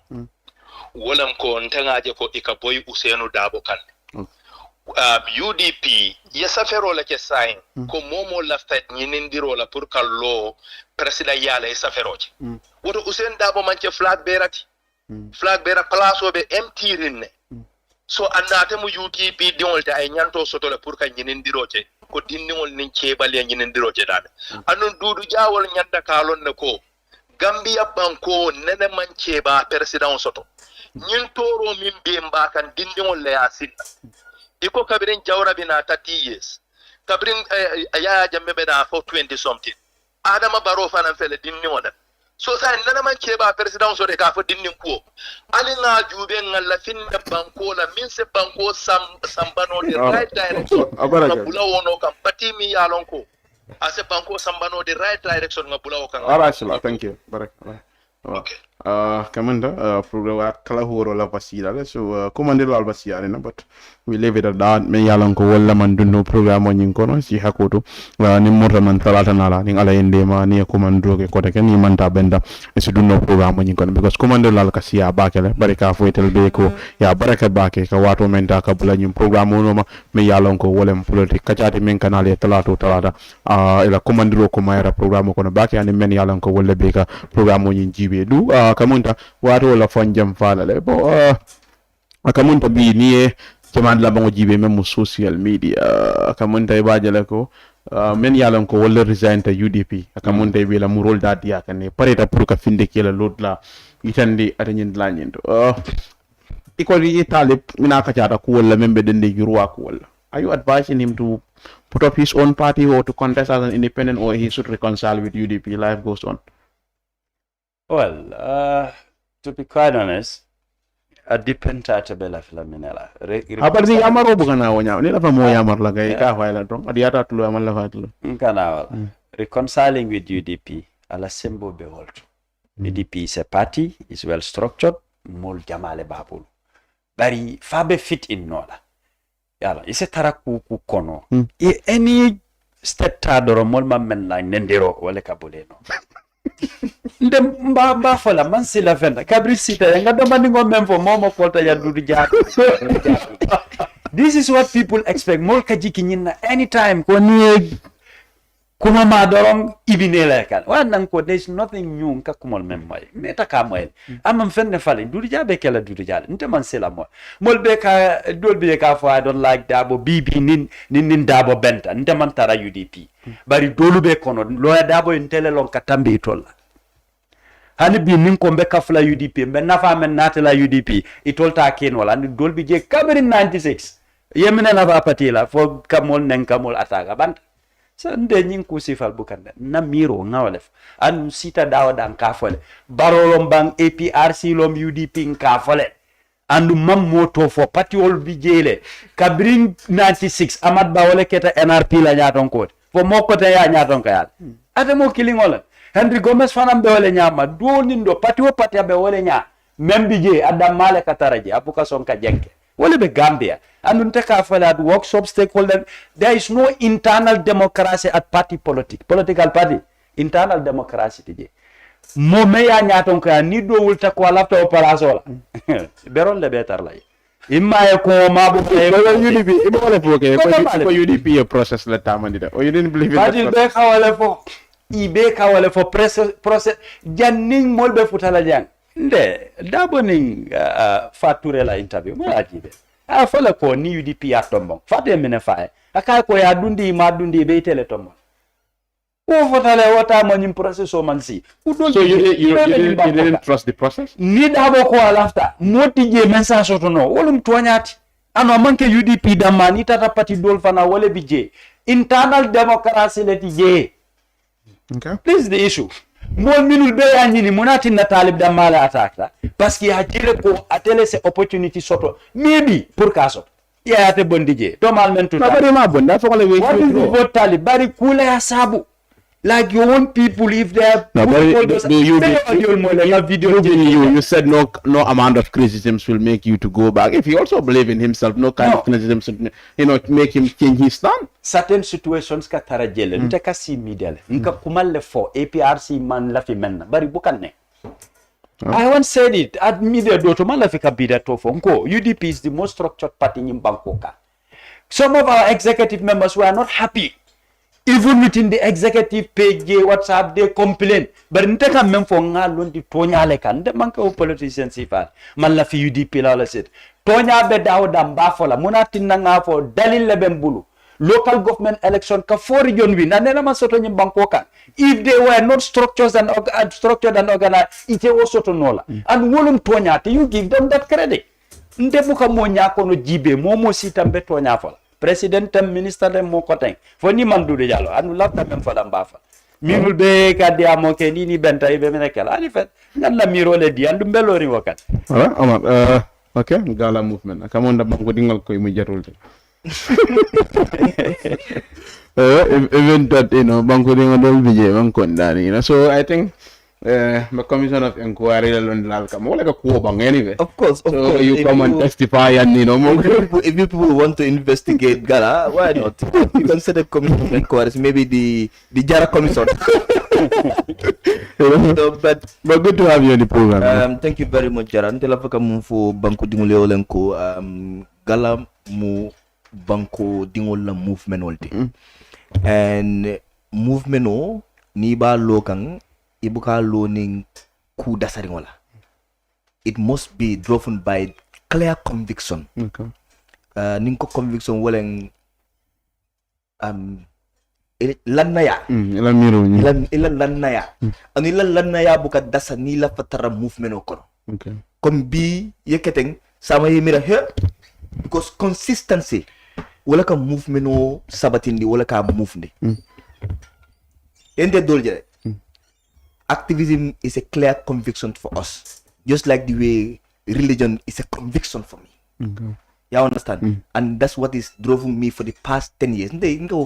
Come, I did not start going to the street with Gala, you know. And I will never end going to the streets with Gala if it is necessary. Okay. But kumara wale funding ke sinano Gala. But ila mira nya nila your conviction, beyond your individual sentiments and beliefs. Okay. You must clearly cut a part that I want to do this job and it worth it. Otherwise, wala kanyang fintin do nin dungul kamana. So nga mo just to conclude that ning Gala mari pila nga fa nakumakono niya Gala tata I 1 year soto. Ning ku mesin dingul man findiye wala ntel mu no school club leti. We are not a movement. To build a movement, there will be attempts to break it through. And then also, those are the times you test each other's loyalty and conviction and beliefs, where they are aligning or whereas people need to leave. Along this side, people will leave. Saibo, myself, I can leave tomorrow. Ali Uba can leave. Hakim can leave. Omar Sanyang can leave. Anywhere your conviction for this movement sort of expectation, it is that no model replace conviction and belief in the movement is consistent. This is how movements are built, and this is how Gala is going to build. Alongside, divergent views are welcome. We are not immune to criticism. We will handle criticisms, but what Gambians need to understand, that Gambia will never be the same again since the birth of Gala, and Gala will leave, Gala will stay, and Gala will change this country. Ala baraka bake Omar, ala baraka bake tunde jibe rola fo ara misana talatana la kodeke ngana nga program do dia program di alla kodeke nimmo kote ngole na nga kacha nga banko nga kacha banko la ko wala nyama ala baraka bake.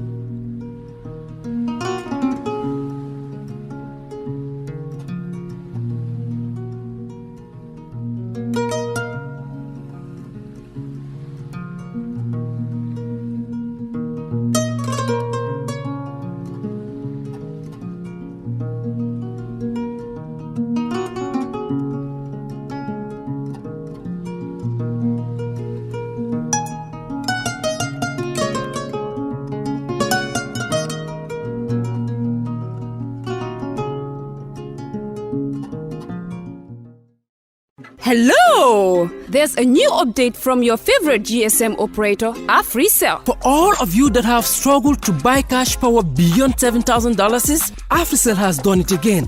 The limit to buy cash power is now up to $30,000. Oh yes, $30,000. Buy all the cash power you want from your AfriMoney account by dialing *777#.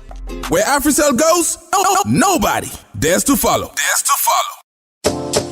It's an amazing offer. AfriCell mobile money just got way better. The threshold for cash in and cash out on your AfriMoney has been increased. Where it used to be 10,000 per transaction, now it has been increased to 30,000. Meaning your AfriMoney account, you can now withdraw and deposit up to $30,000 at once. Cashing in and out just got 3 times easier. For more info, call 777. Where AfriCell goes, nobody dares to follow.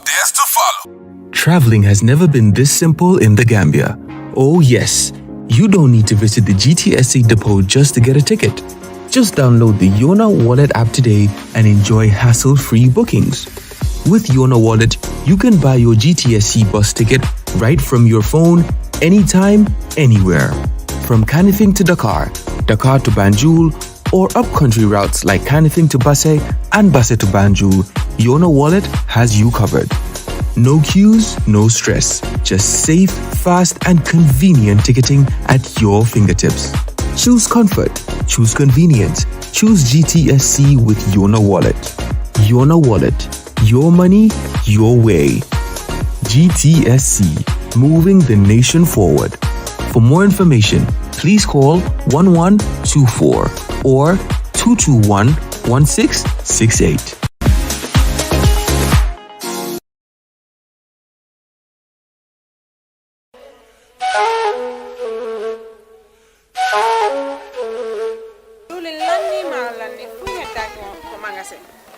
diwli lanni maaro lanni fop lanni awa joni mi anda honno gerdeten e ngal ɗo sabu e ngal ɗo Ibrahima jonnal taw joni mi anda se yahay ka pitiki ñawloɗen ha humpodire e makko est ce que on noon e warude waɗen no awa ane kore Ibrahima ma ko to woni mo Amérique ko Amérique a woni kede humpitaki fiɓe musidɓe men baluwo ɓe andanɗa kala ko wawɗa wonde e aduna o si a rewi e juuɗe maɓɓe a jonnay ɗo dépassement o Gambia hara no weeɓi a yahata kadi taw ko mbuɗi ɗin no ƴawi walla no jippi ɓe haalantama ko kala ko falɗa ko sengo ñamete ili nebba maaro basal pomme de terre kala ko rewi ɗon a hendoto hara no weeɓi kadi wona ɗum ɗon tu ɓe jonnira e mobile phone siko ɗum kadi laptop kala ko wayrode juɓe hay kaspawa ɓe wawma jonnude kadi sa fala humpitade ko weeɓi ƴettu Google account ma joni data ton waɗa download app maɓɓe on ayiyay kala ko humpima e maɓɓe ton ɓe weeɓiyama ka wonɗa wo e aduna on kala ko wawɗa a jonnanayi wonɗo ka leydi men Gambia ɗo dépense hara no weeɓi ha ma si ɗum non fof no neeɓi immoɗen joni mi ɗowtama ka place maɓɓe jan waɗen joni yiya heɓa ko falaɗa waɗen kisam Jamano Money Transfer Bureau de Change, your go-to option when it comes to money transfer. With Jamano, you can send money from anywhere in the world to your family and loved ones in the Gambia and be sure the funds will be delivered to them within the shortest time possible. For your convenience, funds sent through Jamano Money Transfer can be picked from all the banks and multiple other financial institutions, including Ajib Bank, Trust Bank, GT Bank, Mega Bank, Basic Bank, Reliance Financial Services, and Approved Services. Visit our head office at Bruceby opposite AfricMed next to Trust Bank Limited or email us at info@jamanomt.com. You can as well call us on 310-3050 or 310-3051 or yet still 733-0688. Our opening hours are 8 a.m. to 8 p.m. Monday to Saturday and 9 a.m. to 4 p.m. on Sunday. Jamano Money Transfer, your most trusted money transfer service where customer satisfaction is paramount.